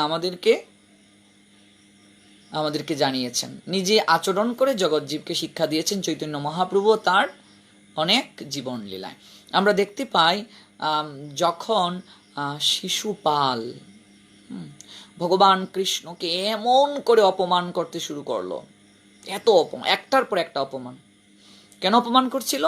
কারণ পাণ্ডবেরা ভগবান কৃষ্ণকে সর্বশ্রেষ্ঠত্বের আসন দান করেছিল, অর্ঘ্য প্রদান করেছিল, পাদ্যর্ঘ, শ্রেষ্ঠ পাদ্যর্ঘ্য প্রদান করেছিল এবং শ্রেষ্ঠ আসনটা যজ্ঞের মাঝে প্রদান করেছিল। শিশুপাল একেবারে রেগে গিয়ে বলছে, যাকে শ্রেষ্ঠত্বের আসন দেয়া হলো তার কি যোগ্যতা আছে, বাসুদেব কৃষ্ণের কি যোগ্যতা আছে, তাকে শ্রেষ্ঠত্বের আসন দেয়া হয়েছে, এটা কিভাবে মেনে নেওয়া যায়? তার এমন কি যোগ্যতা আছে তাকে শ্রেষ্ঠত্বের আসনটা দিতে হবে? শিশুপাল রেগে গিয়েছে, এক এক করে ভগবান কৃষ্ণকে নিন্দা করতে শুরু করেছে, এক এক করে নিন্দা করতে শুরু করেছে যে এই সেই, ভগবান কৃষ্ণের চরিত্র নিয়ে খারাপ খারাপ কথা বলতে শুরু করেছে। অসুর যারা, ওই অসুরেরা সবসময় সাধুদের নিন্দা করবে, এটা তাদের রক্তের মাঝে সমস্যা। ভগবানকে নিন্দা করবে, ধর্ম পালনে বাধা প্রদান করবে, এটা হচ্ছে অসুরদের বৈশিষ্ট্য। আর এই অসুররা যদি না থাকতো তাহলে আমরা কাদের কাছে ভগবানের কথা প্রচার করব? ভগবান এই জগতের বুকে আলো দিয়েছেন, অন্ধকার দিয়েছেন, সুখ দিয়েছেন, দুঃখ দিয়েছেন, হাসি দিয়েছেন, কান্না দিয়েছেন। প্রতিটা বিষয়ই একটার সঙ্গে আরেকটা অঙ্গাঙ্গিভাবে জড়িত। একবার ভেবে দেখুন, যদি অন্ধকার না থাকতো তাহলে কি আমরা আলোর জন্য এতটা চেষ্টা করতাম? আজকে দুঃখ যদি না থাকতো তাহলে মানুষ সুখ লাভের জন্য এতটা চেষ্টা করত? সুখ বলে দুঃখ তুমি পরম মঙ্গল, তোমারই দহনে আমি হায়েছি উজ্জ্বল। সুখ দুঃখকে বলছে, ভাই দুঃখ তুমি যদি না থাকতে আমাকে লাভ করার জন্য কেউ এত চেষ্টা করতো না। কান্না হাসিকে বলছে, ওহে ভাই হাসি, তুমি যদি না থাকতে তাহলে আমার কোনো গুরুত্ব থাকতো না। হাসি কান্নাকে বলছে, তুমি যদি না থাকতে আমার কোনো গুরুত্ব থাকতো না। একে অপরের পরিপূরক, একে অপরের পরিপূরক। আজকে দুঃখ না থাকলে সুখ লাভের জন্য কেউ চেষ্টা করতো না। অন্ধকার না থাকলে আলোর কি মূল্য আমরা সেটা বুঝতে পারতাম। জগতের বুকে সবাই যদি ভক্ত হয়ে যেত তাহলে তো ভক্তির মূল্যই কি সেটা আমরা বুঝতাম না। জগতের বুকে সবাই যদি ভক্ত হয়ে যেত তাহলে সাধুর মূল্যায়নটা আমরা উপলব্ধি করতে পারতাম না, বৈষ্ণবের মূল্যায়নকে আমরা উপলব্ধি করতে পারতাম না। সবাই সাধু হয়ে গেলে, সবাই বৈষ্ণব হয়ে গেলে তাহলে সবাই বৈষ্ণব, সবাই সাধু, মূল্যায়নটা কি করে বুঝবো? এই জন্য ভগবান সুর দিয়েছেন, অসুরও দিয়েছেন, সৃষ্টি করেছেন ভগবান, ভালো দিয়েছেন, মন্দ দিয়েছেন। জগতের বুকে ভালো আছে, মন্দ আছে, এবং বিবেক দিয়েছেন ভগবান যে তোমার কোনটা প্রয়োজন, তুমি ভালোটা গ্রহণ করবে না মন্দটা গ্রহণ করবে। সুর আছে, অসুর আছে, শয়তান আছে, অসভ্য আছে, থাকবেই। খারাপ প্রকৃতির লোক আছে, ভালো প্রকৃতির লোকও আছে, খারাপ প্রকৃতির লোক আছে, সৎসঙ্গ আছে, অসৎসঙ্গ আছে। তুমি কোনটা গ্রহণ করবে? তোমাকে ভগবান বিবেক দিয়েছেন, তোমার বিবেকটাকে তুমি কাজে লাগাও, তোমার কোনটা গ্রহণ করা প্রয়োজন। তুমি কি সৎ সঙ্গে চলবে, সাধু সঙ্গে চলবে, না অসৎ সঙ্গে চলবে, খারাপ সঙ্গে চলবে? ভগবান তোমাকে বিবেক দিয়েছেন, এবং দিন শেষে একদিন হিসাব দিতে হবে ভগবানের কাছে যে তোকে যে বিবেক দিলাম, মনুষ্যত্ব বোধ দিলাম, তুই কি কার্য করলে, আমার উপদেশ কতটুকু পালন করলে? তুই সাধু সঙ্গে চলেছিস না খারাপ সঙ্গে চলেছিস, অসাধুদের সঙ্গে চলেছিস, অসুরদের সঙ্গে চলেছিস, না সুর যারা, ভালো যারা, সাধু যারা, বৈষ্ণব যারা, তাদের সঙ্গে চলেছিস? কারণ আমরা যা করছি সমস্ত কিছু সিসি ক্যামেরায় রেকর্ড হচ্ছে। হ্যাঁ, চিত্রগুপ্ত সব কিছু লিপিবদ্ধ করছে। ভগবান সবকিছু দেখছেন, আমি ভালোই করছি না আমি খারাপই করছি, সবকিছু দেখা হচ্ছে, এবং সবকিছু সিসি ক্যামেরায় রেকর্ড হচ্ছে। অন্তিমে ডান্ডার বাড়ি একটা মিস পড়বে না, ভালো হয়ে যাও, একটা ডান্ডার বাড়ি মিস পড়বে না। পালাইবার পথ নাই, জম আছে পিছে। এই জন্য চৈতন্য চরিতামৃত আমাদেরকে বলেন, কৃষ্ণ নাম কর জীব আর সব মিছে, পালাইবার পথ নাই, জম আছে পিছে। জম সর্বদা পিছে লেগে আছে, জম দুধগণ তোমাকে টানা হেসড়ে করে নিয়ে যাবে। এখনো সময় আছে, ভালো হয়ে যাও, এখনো সময় আছে, সঠিক পথটা আঁকড়ে ধরো। এত চমৎকার একটা রঙ্গমঞ্চ সৃষ্টি করলেন ভগবান। আলো দিলেন, অন্ধকার দিলেন, সুখ দিলেন, দুঃখ দিলেন, সুর দিলেন, অসুর দিলেন, হ্যাঁ, সাধু সঙ্গ দিলেন, অসৎ সঙ্গও দিলেন, বিবেক দিলেন আমাদেরকে। আমরা কোনটা গ্রহণ করব, কোনটা আমরা গ্রহণ করব, এবং আমরা কোন পথে চলব, কোন পথে চললে আমাদের মঙ্গল হবে, সেটা আমরা বুঝতে পারি না। এই জন্য আমাদেরকে একজন তত্ত্বদ্রষ্টা গুরুদেবের চরণে আশ্রিত হতে হবে। তিনি আমাদেরকে এই পথগুলো দেখিয়ে দেবেন, তিনি আমাদেরকে বুঝিয়ে দেবেন আমাদের কোন পথে চলাটা প্রয়োজন, কোন পথে চললে আমাদের মঙ্গল সাধিত হবে। এই জন্য অসুরেরা থাকবেই, অসুর আছে বলেই তো আমরা সর্বদা কি করছি, আমরা সর্বদাই ভালো হওয়ার জন্য চেষ্টা করছি।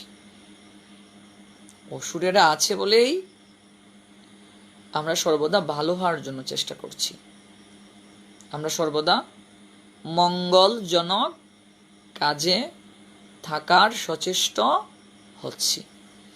এই সকল অসুরদেরকে দমন করার জন্য ভগবান প্রতিটা যুগে যুগে আবির্ভূত হন। ইয়াদা ইয়াদা হি ধর্মস্য গ্লানির্ভবতি ভারত অভ্যুত্থানাম অধর্মস্য তদাত্মানাং সৃজাম্যহম পরিত্রাণায় সাধুনাং বিনাশায় চ দুষ্কৃতাম ধর্ম সংস্থাপনার্থায় সম্ভবামি যুগে যুগে। যদা যদা ধর্মের গ্লানি হইবে সংসারে, হে ভারত বিশ্বভার লঘু করিবারে, বিশ্বভার লঘু করিবারে। অধর্মের অভ্যুত্থানার ধর্মগ্লানি হইলে আত্মার সৃজন করি দেখো এ সকলে। সাধুদের পরিত্রাণ আর অধর্মের বিনাশ, সাধুদেরকে পরিত্রাণ করার জন্য, অধার্মিক যারা তাদেরকে বিনাশ করার জন্য, সাধুদের পরিত্রাণার, অধার্মিক কিংবা অসাধুর বিনাশ, এই বাঞ্ছাটাকে হৃদয়ে লালন করে ভগবান জগতের বুকে আবির্ভূত হন। ভগবান জগতের বুকে তিনি আবির্ভূত হন এবং আবির্ভূত হয়ে এই কার্যগুলো করেন। সাধুদেরকে তিনি রক্ষা করেন, দুষ্কৃতিকারীদেরকে বিনাশ করেন এবং ধর্মকে সংস্থাপন করেন। তিনি যে সবসময় স্বয়ং আসেন তা নয়, অনেক সময় তিনি ওনার কোনো বৃত্তকে, ওনার কোনো সেবককে পাঠিয়ে দেন। তো যেমন একটা জাতির সামগ্রিক পরিচয় পাওয়া যায় তার ধর্ম আর সংস্কৃতির উপর। পাখি যেমন তার পক্ষপুটের উষ্ণ পরশে শাবক দিগকে লালন করে, তেমনি ভাবে একটা জাতীয় সহস্র সহস্র বছর ধরে নানা উত্থান পতনের ব্যাপক প্রক্রিয়া ভিতর দিয়ে তার অস্তিত্বকে অক্ষুণ্ণ রাখে এবং স্বকীয়তার বিকাশ ঘটায়। আমাদের সংস্কৃতি, আমাদের সভ্যতা অতি প্রাচীন, এর উপর দিয়ে মাঝখানে কত ঝড় বয়ে গেছে, কত বৈদেশিক সভ্যতা শতাব্দীর পর শতাব্দী এর উপর প্রভাব বিস্তার করেছে। কিন্তু সে সকল বাধা বিপত্তি কাটিয়ে আমাদের সংস্কৃতি, আমাদের সভ্যতা আজও চিরদণ্ডায়মান। কারণ আমাদের সংস্কৃতি, আমাদের সভ্যতা এমন এক সত্যের ভিত্তির উপর দাঁড়িয়ে আছে যা সব সময় সব যুগের চিন্তাধারার সামনে বুক ফুলিয়ে মাথা উঁচু করে দাঁড়াতে পারে। অবশ্য মাঝে মাঝে সমাজে দুর্দিন এসেছে, সমাজের সাধারণ লোক যখন ঠিক মতো চলতে অসমর্থ হয়েছে, যখন সে নিজেকে আটকে ফেলেছে কোনো সংকীর্ণ গণ্ডিতে, তখনই ভগবান স্বয়ং এসেছেন। আবার কখনো ওনার নির্দেশে ওনার কোনো অংশ এসেছে, কিংবা কোনো বৃত্তকে তিনি জগতের বুকে পাঠিয়ে দিয়েছেন সেই কার্যটা করার জন্য। এই জন্য প্রতিটা যুগে যুগেই অসুরেরা থাকবে, খারাপ প্রবৃত্তির লোকেরা থাকবে। এটা থাকবেই, কারণ এটা তার একটা প্রবৃত্তি, এটা থাকবেই তো। কারণ বহুজন্মের সংস্কারের তো তাদের অভাব। কারণ সংস্কার যদি অভাব না হতো তাহলে তো দোষ ত্রুটি, কিছু কিছু মানুষ তো আসবেই দোষ ত্রুটি ধরার জন্য। অসুরদের বৈশিষ্ট্য কি? ওরা ভালো কিছু দেখবে না, ওরা সর্বদা মানুষের দোষগুলো খুঁজে বেড়াবে, মানুষের খারাপ গুণগুলো দেখবে, কি কি খারাপ গুণ আছে। কিন্তু এটা ভাবে না যে আমি যে একজনের সমালোচনা করছি, আমি যে একজনের দোষ নিরীক্ষণ করছি, আমি কতটুকু নিজে পালন করছি, আমি কতটুকু আচরণ করছি, সে এই আচরণগুলো করছে, আমি কতটুকু আচরণ করছি, তার জায়গায় আমি দাঁড়াতে পারবো? আমি কি তার পাশে দাঁড়ানোর যোগ্য? আমি কি তার পাশে বসার যোগ্য? আমরা যদি অন্যকে সমালোচনা করার পূর্বে এই বিষয়গুলো ভাবতাম যে আমি নিজে কি, আমি নিজে কতটা আচরণ করছি, তাহলে কখনো আমরা এই রকম মন্তব্য আমরা করতাম না। এই জন্য সর্বদা আমাদেরকে এই বিষয়গুলোকে লক্ষ্য রাখা প্রয়োজন। এবং কে তোমায় কি কথা কহিবে, সে কথা ভাবিলে আর কি চলিবে? বিপদে সম্পদে রাখিবে যে পদে, তার পদ কেন ভাবো না? কে তোমায় কি কথা বলিবে, সে কথা ভাবলে কি আর চলে? যে আমাকে বিপদে এবং সম্পদে অর্থাৎ সুখে দুঃখে যে আমাকে দেবে, আমার পাশে থাকবে, সর্বদা তার কথা শুনতে হবে। অর্থাৎ কার কথা শুনতে হবে এবং কার আদেশকে মানতে হবে? হরি কথা কও, হরি গুণ গাও, হরি নাম রসে সদা মত্ত হও। হরির কথা শুনতে হবে, হরি গুণগান গাইতে হবে, হরি নাম রসে সর্বদা আমাদেরকে আপ্লুত হতে হবে। এটাই স্বাভাবিক প্রক্রিয়া। এই জন্য ভগবান যেহেতু এই পরীক্ষা ক্ষেত্রে আমাদেরকে পাঠিয়েছেন, এটা একটা পরীক্ষা কেন্দ্র। এখানে আমরা কতটুকু নিজেকে আমরা প্রস্তুত করতে পারছি, কতটা প্রিপারেশন আমরা নিতে পারছি, তারপর হিসাব নিকাশ হবে সেই দিন। তো যে প্রসঙ্গের সূত্র ধরে আমরা এতটা দূর পর্যন্ত গেলাম, সেটা হচ্ছে সেই শিশুপাল ভগবান কৃষ্ণের এতটা নিন্দা শুরু করে দিচ্ছে, একের পর এক নিন্দা শুরু করছে, একের পর এক বাজে মন্তব্য করছে ভগবান কৃষ্ণকে। ভগবানের চরিত্র নিয়ে পর্যন্ত খারাপ খারাপ কথা বলতে শুরু করেছে। এই জন্য শাস্ত্র বলে যারা এরকম মন্তব্য করবে তারা নির্দ্বিধায় আসুরিক প্রবৃত্তি সম্পন্না। তারাই দুর্যোধন, দুঃশাসন, তারাই জগাই মাধাইয়ের বংশধর। তাদের রক্তের মাঝেই জগাই মাধাই, হিরণ্যকশিপু হিরণ্যাস্ক, রাবণ কুম্ভকর্ণ, কংস জরাসন্ধ শিশুপালের রক্ত প্রবাহিত হচ্ছে। আচরণ তাদের মাঝে প্রবাহিত আছে। শিশুপাল একের পর এক শুরু করেছে, ভগবান কৃষ্ণকে নিয়ে নিন্দা শুরু করেছে, টিকা টিপ্পণী শুরু করছে, বাজে বাজে মন্তব্য শুরু করেছে, ভগবান কৃষ্ণের চরিত্র নিয়ে খারাপ খারাপ কথা বলছে। এবার ভগবান তো কিচ্ছুটি বলছেন না, কিচ্ছুটি বলছেন না।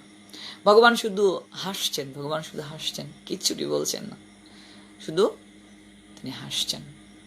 এবার ভগবান কৃষ্ণ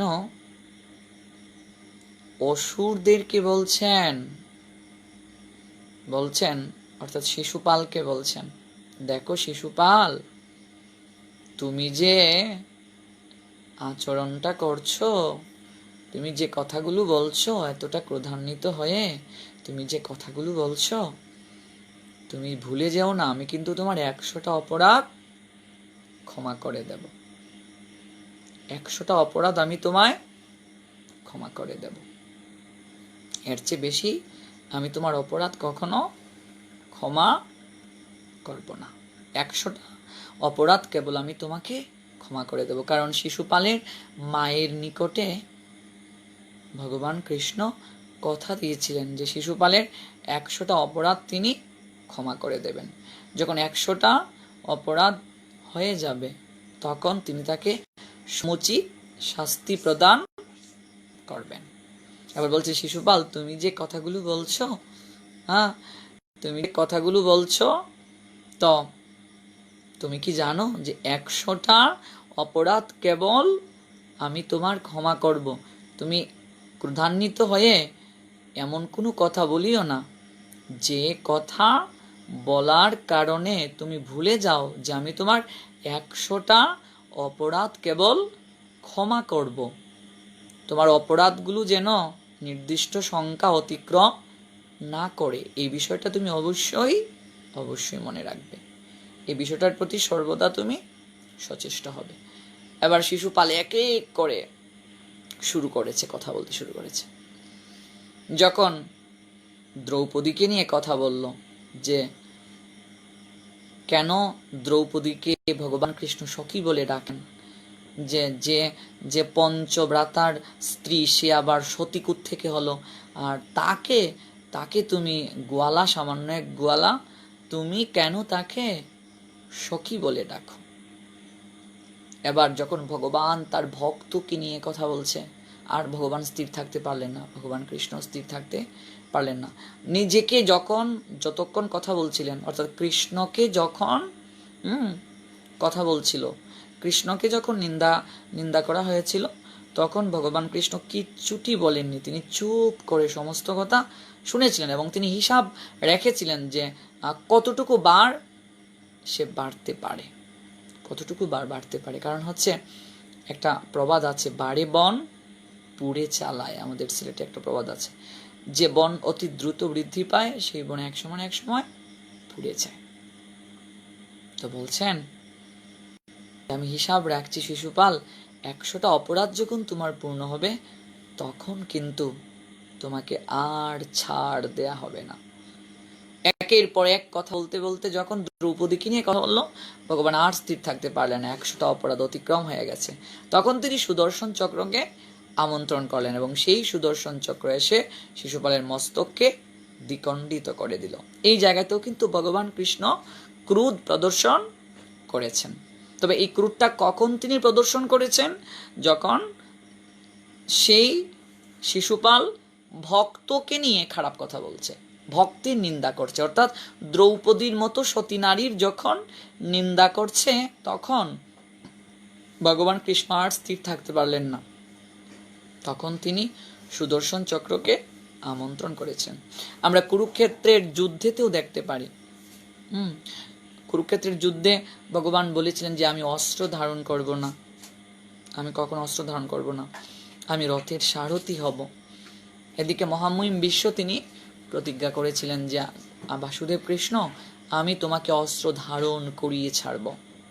ভক্তের প্রতিজ্ঞাকে সম্মান দেওয়ার জন্য ভগবান নিজের প্রতিজ্ঞা পর্যন্ত ভঙ্গ করেন, কারণ তিনি শ্রীমদ্ ভগবদ্ গীতায় স্পষ্টভাবে উল্লেখ করছেন, ক্ষিপ্রম ভবতি ধর্মাত্মা শাশ্বত শান্তিম নিগচ্ছতি কৌন্তেয় প্রতিজানিহে নমে ভক্ত প্রণশ্যতি। বলছেন আমার ভক্ত যারা এই জগতের বুকে, তাদের কখনো বিনাশ হয় না। অনন্য চিন্তয়ন্ত মাম যে জন পর্যুপাসতে তেষাম নিত্য অভিযুক্তানাম যুগক্ষেম বহামিহম। আমি আমার ভক্তের যুগ আর ক্ষেম দুটিকেই বহন করি। কোন ভক্তের কথা বলছেন? বলছেন যে যারা অনন্য চিত্তে পরিপূর্ণ ভক্তি সহকারে ভগবানের ধ্যান করে, ভগবানের আরাধনা করে, ভগবানের ভজনা করে, সেই সকল নিত্যযুক্ত ভক্তের যুগ আর ক্ষেম দুটিকেই ভগবান সানন্দের সহিত বহন করে এবং পালন করেন। যেগুলো আছে এগুলোকে রক্ষণাবেক্ষণ করেন, এবং যার কিছু নেই ভক্তের, নিজে বহন করে সেই ভক্তের কুটিরে ভগবান পৌঁছে দেন। এবং তিনি নিজে অঙ্গীকার করে বলছেন নবম অধ্যায় রাজবিদ্যা রাজগুজ যুগে বিপ্রম ভবতি ধর্মাত্মা শাশ্বত শান্তিম নিগচ্ছতি কৌন্তেয় প্রতি জানি হে নমে ভক্ত প্রণশ্যতি। আমার ভক্ত যারা এই জগৎ সংসারে, তাদের কখনো বিনাশ হয় না, আমি স্বয়ং তাদেরকে রক্ষা করি। এখানে একটি প্রশ্ন আসতে পারে, ভগবান কৃষ্ণ নিজেই তো এই কথাটা বলতে পারতেন, তাহলে তিনি কেন অর্জুনকে উদ্দেশ্য করে বললেন যে কৌন্তেয় প্রতি জানি হে নমে ভক্ত প্রণশ্যতি। অহে কুন্তিপুত্র অর্জুন, অর্জুনকে কেন তিনি উদ্দেশ্য করে এই কথাটা বললেন? কৌন্তেয় প্রতি জানি হে নমে ভক্ত প্রণশ্যতি। অহে কুন্তিপুত্র অর্জুন, আমার ভক্ত যারা এই জগৎ সংসারে, তাদের কখনো বিনাশ হয় না। ভগবান স্বয়ং এখানে নিজে এই কথাটা বলতে পারতেন যে আমার ভক্তের কখনো বিনাশ হয় না, কিন্তু অর্জুনকে উদ্দেশ্য করে কেন বলেন কৌন্তেয় প্রতি জানি হে নমে ভক্ত প্রণশ্যতি। অহে কুন্তিপুত্র অর্জুন, এই জগৎ সংসারে আমার ভক্ত যারা, তাদের কখনো বিনাশ হয় না। তার কারণ হচ্ছে ভগবান অনেক সময় ভক্তের কারণে নিজের প্রতিজ্ঞাকে ভঙ্গ করেন। ভগবান নিজের প্রতিজ্ঞা পর্যন্ত ভক্তের কারণে ভঙ্গ করেন, কিন্তু কোনো ভক্ত যদি ভগবানের নামে প্রতিজ্ঞা করে, তাহলে সেই প্রতিজ্ঞাকে কখনো ভঙ্গ করেন না। কারণ ভগবান কথা দিয়েছিলেন তিনি কুরুক্ষেত্রের যুদ্ধে কখনো অস্ত্র ধারণ করবেন না, অথচ সেই ভগবান ভক্তের কারণে অস্ত্র ধারণ করেছিলেন। যখন অর্জুন স্বরে যুক্ত হচ্ছে, স্বরাঘাতে রুধির তার গাত্র থেকে প্রবাহিত হচ্ছে, ভগবান কৃষ্ণ তখন আর স্থির থাকতে পারলেন না। প্রিয় সখা, প্রিয় ভক্ত অর্জুনের এহেন অবস্থা দেখে তিনি রথের চাকাকে নিয়ে তিনি এগিয়ে গিয়েছিলেন মহামহিম বিশ্বের দিকে। তখন অর্জুন বলেছেন, মাধব, তুমি না বলেছিলে অস্ত্র ধারণ করবে না? এই যুদ্ধে কেবল তুমি সারথি হয়ে থাকবে, জগতের বুকে সবাই তো তোমাকে কলঙ্ক দেবে, তুমি কেন অস্ত্র ধারণ করছো? ভগবান কৃষ্ণ তখন বলেন, আমাকে তো কতজন কত কিছু বলে, রণত্যাগী আমাকে বলে, ননি চূড়া আমাকে বলে, মাখন চূড়া আমাকে বলে, আমাকে কতজন কত কিছু বলে, রণত্যাগীও আমাকে অনেকে বলে। এই নিন্দাটা না হয় আমি নিজে গ্রহণ করে নেব। ভগবান বলছেন, না হয় এই সমালোচনাটাও আমি গ্রহণ করে নেব। দেখুন, ভক্তির কারণে ভগবান নিজের প্রতিজ্ঞাটা, নিজের সমস্ত অপরাধটা, নিজের সমস্ত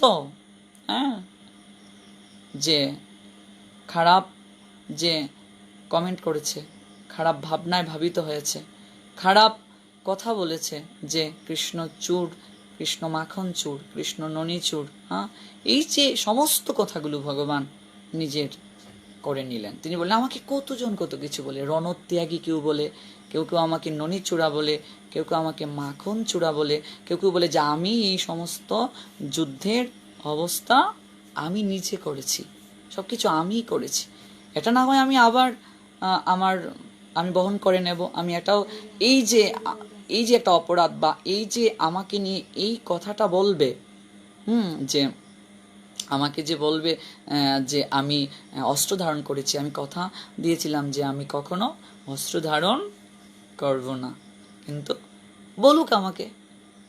ভগবান বললেন। অর্জুন অবাক হয়ে গেলেন। এই জন্য আপনারা যারা শ্রীমদ্ ভগবত গীতার প্রথম অধ্যায় অর্জুন বিষাদ যুগ পড়েছেন, সেই দেখবেন অর্জুন বিষাদ যুগে একটা চমৎকার শ্লোক ভগবান কৃষ্ণকে অর্জুন বলছেন, শ্যানু উভয় মধ্যে রাথম স্থাপয়ামি অচ্যুত যাবতেথা নিরিকে অহম যুদ্ধ কামান অবস্থিতান কই ময়া সহ যুদ্ধব্যম অস্মিন রণ সমুদ্যমে। তুমি উভয় পক্ষের কুরু সৈন্যদের মাঝখানে আমার রথকে স্থাপন করো, দেখি কেবা কারা আমার সঙ্গে যুদ্ধ করার অভিলাষী হয়ে এসেছে। এই বিশাল রণসমুদ্যমে আমাকে কাদের সঙ্গে যুদ্ধ করতে হবে। অর্জুন এখানে ভগবানকে একেবারে কাজে লোকের মতো আদেশ দিলেন, হেই অচ্যুত, উভয় পক্ষের কুরু সৈন্যদের মাঝখানে আমার রথ স্থাপন করো, দেখি কেবা কারা আমার সঙ্গে যুদ্ধ করার অভিলাষী হয়ে এসেছে, এবং এই বিশাল রণসমুদ্যমে আমাকে কাদের সঙ্গে যুদ্ধ করতে হবে। ভগবান কৃষ্ণ কোনো কথাই বললেন না। কেন কথা বললেন না, তার অনেকগুলো কারণ আছে। আমরা এগুলো ধারাবাহিকভাবে যখন আমরা গীতায় প্রবেশ করবো আমরা এগুলো আলোচনা করব। ভগবান উভয় পক্ষের কুরু সৈন্যদের মাঝখানে রথকে স্থাপন করে বলেছিলেন, হে পার্থ, তুমি উভয় পক্ষের কুরু সৈন্যদেরকে নিরীক্ষণ করো, উভয় পক্ষের কুরু সৈন্যদেরকে নিরীক্ষণ করো। এখানে ভগবানের অনেক তো নাম আছে, কিন্তু অচ্যুত কেন তিনি ডাকলেন, অচ্যুত বলে কেন তিনি সম্বোধন করলেন, তার কারণ হচ্ছে ন চ্যুত। চ্যুত শব্দের অর্থ কি? সরে যাওয়া। ন চ্যুত, যিনি তার প্রতিজ্ঞা থেকে সরে যান না, যিনি তার মূল প্রতিশ্রুতি থেকে কখনো সরে যান না, তাকে অচ্যুত বলা হয়। তো ভগবান কৃষ্ণকে কেন অচ্যুত বলা হয়? কারণ তিনি প্রতিজ্ঞা করেছেন যে যারা সবকিছু ভগবানের চরণে সমর্পণ করে দিয়েছে, ভগবান তাদেরকে সর্বদা রক্ষা করবেন। যারা পতিত, যারা কাঙ্গাল, সেই পতিত কাঙ্গাল যারা, তাদেরকে ভগবান সর্বদা রক্ষা করবেন। এই জন্য ভগবান কৃষ্ণের একটা নাম হচ্ছে পতিত পাবন হরি। তুমি পতিত জেনে উদ্ধার করো। তো ভগবান এই যে প্রতিশ্রুতি দিয়েছেন, এই প্রতিশ্রুতি থেকে ভগবান কখনো সরে যান না। কিন্তু কুরুক্ষেত্রের রাজসভায় আমরা দেখতে পাই যে যারা যারা অধর্ম করেছিল, বা যারা যারা নিজের ধর্ম রক্ষা করার জন্য মৌন থেকে এহেন একটা পাপ কার্যের সাক্ষী হয়েছিল, তাদের সবাই যখন মৃত্যুর কূলে ঢলে পড়ছিল, শেষ বিদায়ের সময় ভগবান কিন্তু সবাইকে তাদের কোন কোন জায়গায় ভুল ছিল সমস্ত বিষয়গুলো বুঝিয়ে দিয়েছিলেন। যদিও তিনি প্রতিজ্ঞা করেছিলেন অস্ত্র ধারণ করবেন না, তথাপি তিনি অস্ত্র ধারণও করেছেন ভক্তের কারণে, এটা আমরা শুনেছি। কিন্তু যেহেতু তিনি প্রতিশ্রুতিবদ্ধ অর্জুনের কাছে, তিনি অর্জুনের রথের সারথি হবেন। এবার সারথিকে যেভাবে প্রশ্ন করা হয়, অর্জুনও ভগবান কৃষ্ণকে সেইভাবে প্রশ্ন করছে, আদেশ করেছে, তুমি উভয় পক্ষের কোন সৈন্যদের মাঝখানে আমার রথকে স্থাপন করো, দেখি কে বা কারা আমার সঙ্গে যুদ্ধ করার অভিলাষী হয়ে এসেছে, এবং এই বিশাল রণসমুদ্যমে আমাকে কাদের সঙ্গে যুদ্ধ করতে হবে। ভগবান কিচ্ছুটি বলেননি অর্জুনকে। উভয় পক্ষের কোন সৈন্যদের মাঝখানে রথটাকে স্থাপন করলেন, এবং তিনি এখানে দেখিয়ে দিলেন যে তিনি উত্তম সারথি। তিনি তার কথা রেখেছেন, তিনি উত্তম সারথি। তিনি দেখিয়ে দিলেন উভয় পক্ষের কুরু সৈন্যদের মাঝখানে রথটাকে স্থাপন করে বলেন, হে পার্থ। পার্থ কেন বলা হয়? পৃথার পুত্র পার্থ। হে পার্থ, তুমি উভয় পক্ষের কুরু সৈন্যদেরকে নিরীক্ষণ করো। অর্জুনকে কেন পার্থ বলা হয়, তার বহুবিধ কারণ রয়েছে। আমরা এই বিষয়গুলো ধীরে ধীরে অবশ্যই আলোচনা করব। কেবল আমরা একটা বিষয়কে বোঝানোর জন্য এত দূর পর্যন্ত গেলাম, সেটা হচ্ছে যে ক্রোধটা হচ্ছে নরকের দ্বিতীয় দ্বার। ক্রোধ যেহেতু নরকের দ্বিতীয় দ্বার, এবং আর সেই ক্রোধ থেকে উৎপন্ন হয় আমরা জানলাম কাময়েশ ক্রোধয়েশ রজগুণ সমুদ্ভব। এবং আমরা জানলাম দেহত বিষয়ান পুংস সঙ্গতেষু উপজায়তে সঙ্গাৎ সঞ্জায়তে কাম কামাৎ ক্রুধা অভিজায়তে ক্রুধাৎ ভবতি সম্মোহ সম্মোহা স্মৃতিবিভ্রম স্মৃতিবংশাৎ বুদ্ধিনাশ বুদ্ধিনাশাৎ প্রণশ্যতি। এই বিষয়গুলো অবশ্যই আমাদেরকে আর একটু গভীরভাবে অধ্যয়ন করতে হবে শ্রীমদ্ ভগবদ গীতা, এবং প্রতিদিন আমাদেরকে গীতা অধ্যয়ন করতে হবে। গীতায় সমস্ত প্রশ্নের সমাধান রয়েছে। এবং সেই ক্রোধটা যেহেতু রজগুণ থেকে উৎপন্ন হয় এবং কামনা থেকে ক্রোধ উৎপন্ন হয়, ভগবান কৃষ্ণ চমৎকারভাবে গীতার 2য় অধ্যায়, তাছাড়া কর্মযুগ 3য় অধ্যায়ে, তাছাড়া দৈব সুসম্পদ বিভাগযুগ ষোড়শ অধ্যায়েও এই কথাগুলো চমৎকারভাবে আমাদেরকে বোঝানোর চেষ্টা করেছেন। আমরা সবাই চেষ্টা করব যে আমরা ক্রোধকে ধীরে ধীরে পরিহার করার, এটা অভ্যাস করতে হবে। ক্রমশ অভ্যাস এবং বৈরাগ্যের দ্বারাই সেটা সম্ভব হবে। এবং যখন ক্রোধ আসবে তখন বুঝতে হবে যে আমরা নরকের 2য় দরজায় অবস্থান করছি, কারণ যেহেতু ক্রোধ হচ্ছে নরকের 2য় দ্বার।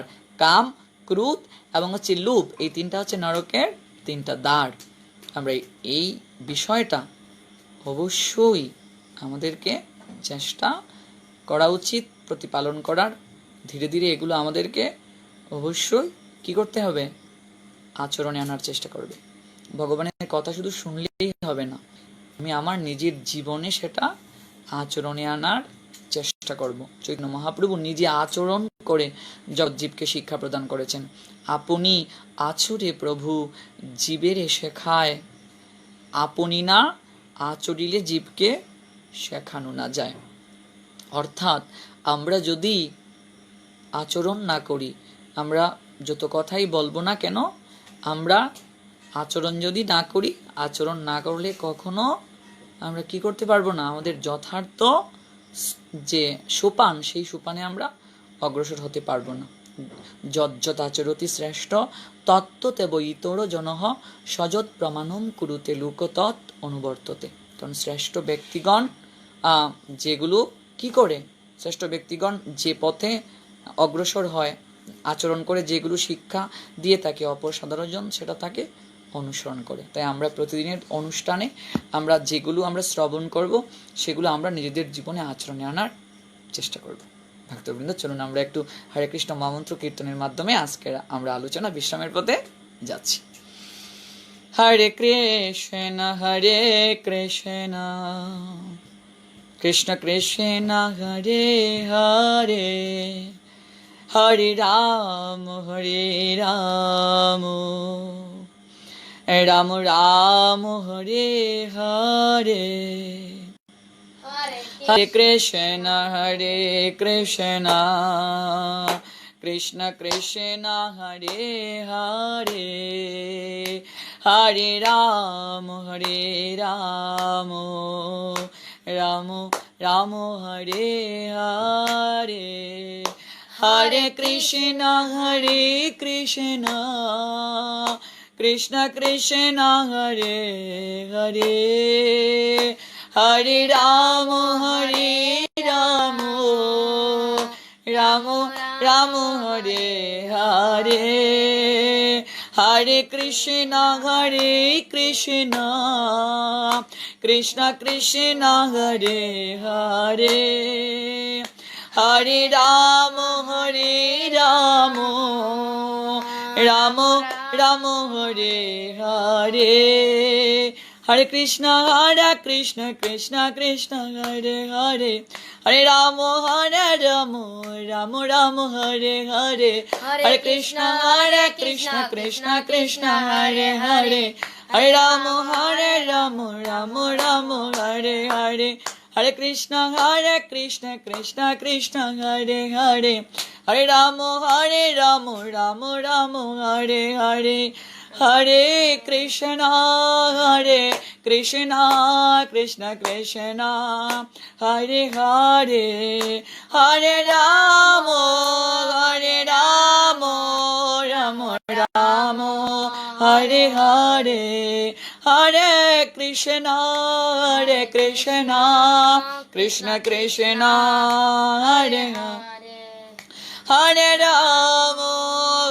রাম রাম রাম হরে হরে জয় রাধে জয় রাধে জয় রাধে জয় রাধে জয় রাধে জয় রাধে জয় রাধে জয় রাধে জয় গুরুদেব জয় গুরুদেব গুরুদেব জয় গুরুদেব জয় গুরুদেব জয় গুরুদেব গুরুদেব জয় গুরুদেব জয় পরম গুরুদেব পরম গুরুদেব পরম গুরুদেব জয় পরম গুরুদেব জয় পরম গুরুদেব জয় পরম গুরুদেব পরম গুরুদেব জয় পরম গুরুদেব জয় প্রভুপাদ জয় প্রভুপাদ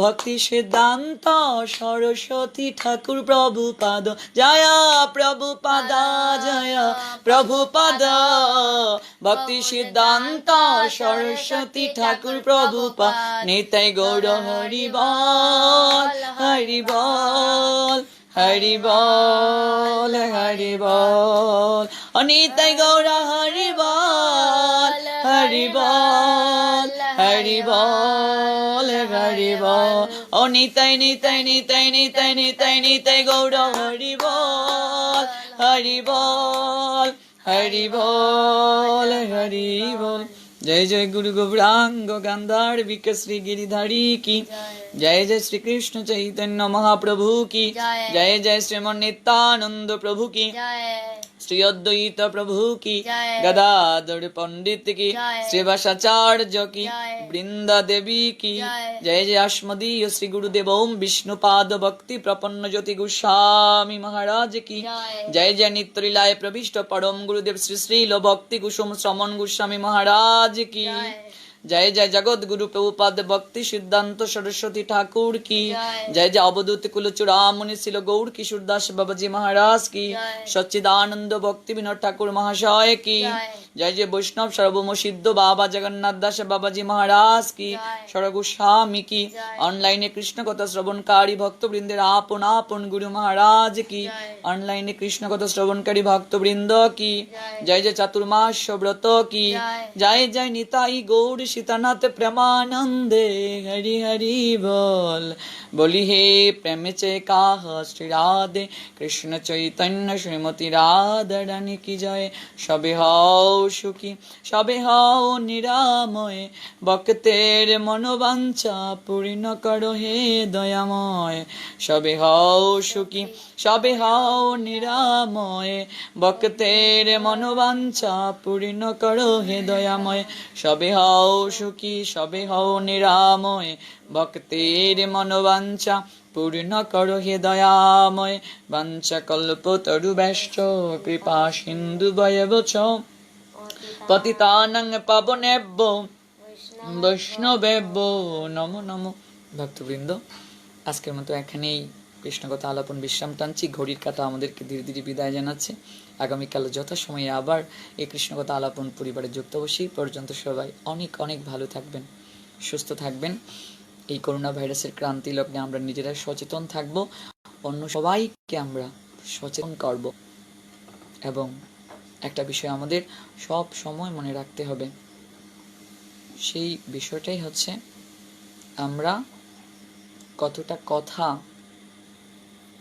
আমরা শ্রবণ করলাম সেটা বড় কথা নয় আমরা এই শ্রবণের পর কতটা কথা আমাদের নিজেদের জীবনে সেটা আচরণে আনতে পারলাম ভজনের কোনো বিকল্প নেই ভজন যারা করে বুঝতে হবে ভক্ত চিনার উপায় কি সাধু চিনার উপায় কি ভজনশীল সাধু কি করে চিনব ভজন যারা করবে তাদের আচরণে তাদের কথাবার্তাতেই সেটা প্রকাশ পাবে ভজন কোন আমরা করব ভজনশীল সাধু চেনা যাবে তার মুখের কথা শুনলে তার আচরণ শুনলে আপনার থেকে হৃদয় মাঝে শ্রদ্ধা জাগ্রত হবে আপনার থেকে হৃদয় মাঝে ভক্তি জাগ্রত হবে তাই আচরণশীল সাধু সঙ্গ করতে হবে এবং যারা চৈতন্য মহাপ্রভুর আদর্শকে মেনে চলেন এই জন্য ভজনের কোনো বিকল্প নেই এবং আচরণের কখনো বিকল্প নেই হরে কৃষ্ণ কৃষ্ণময় শুভরাত্রি।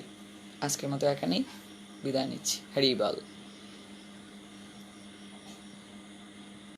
ভিডিওটি আপনার ভালো লাগলে লাইক, কমেন্ট এবং সাবস্ক্রাইব করুন।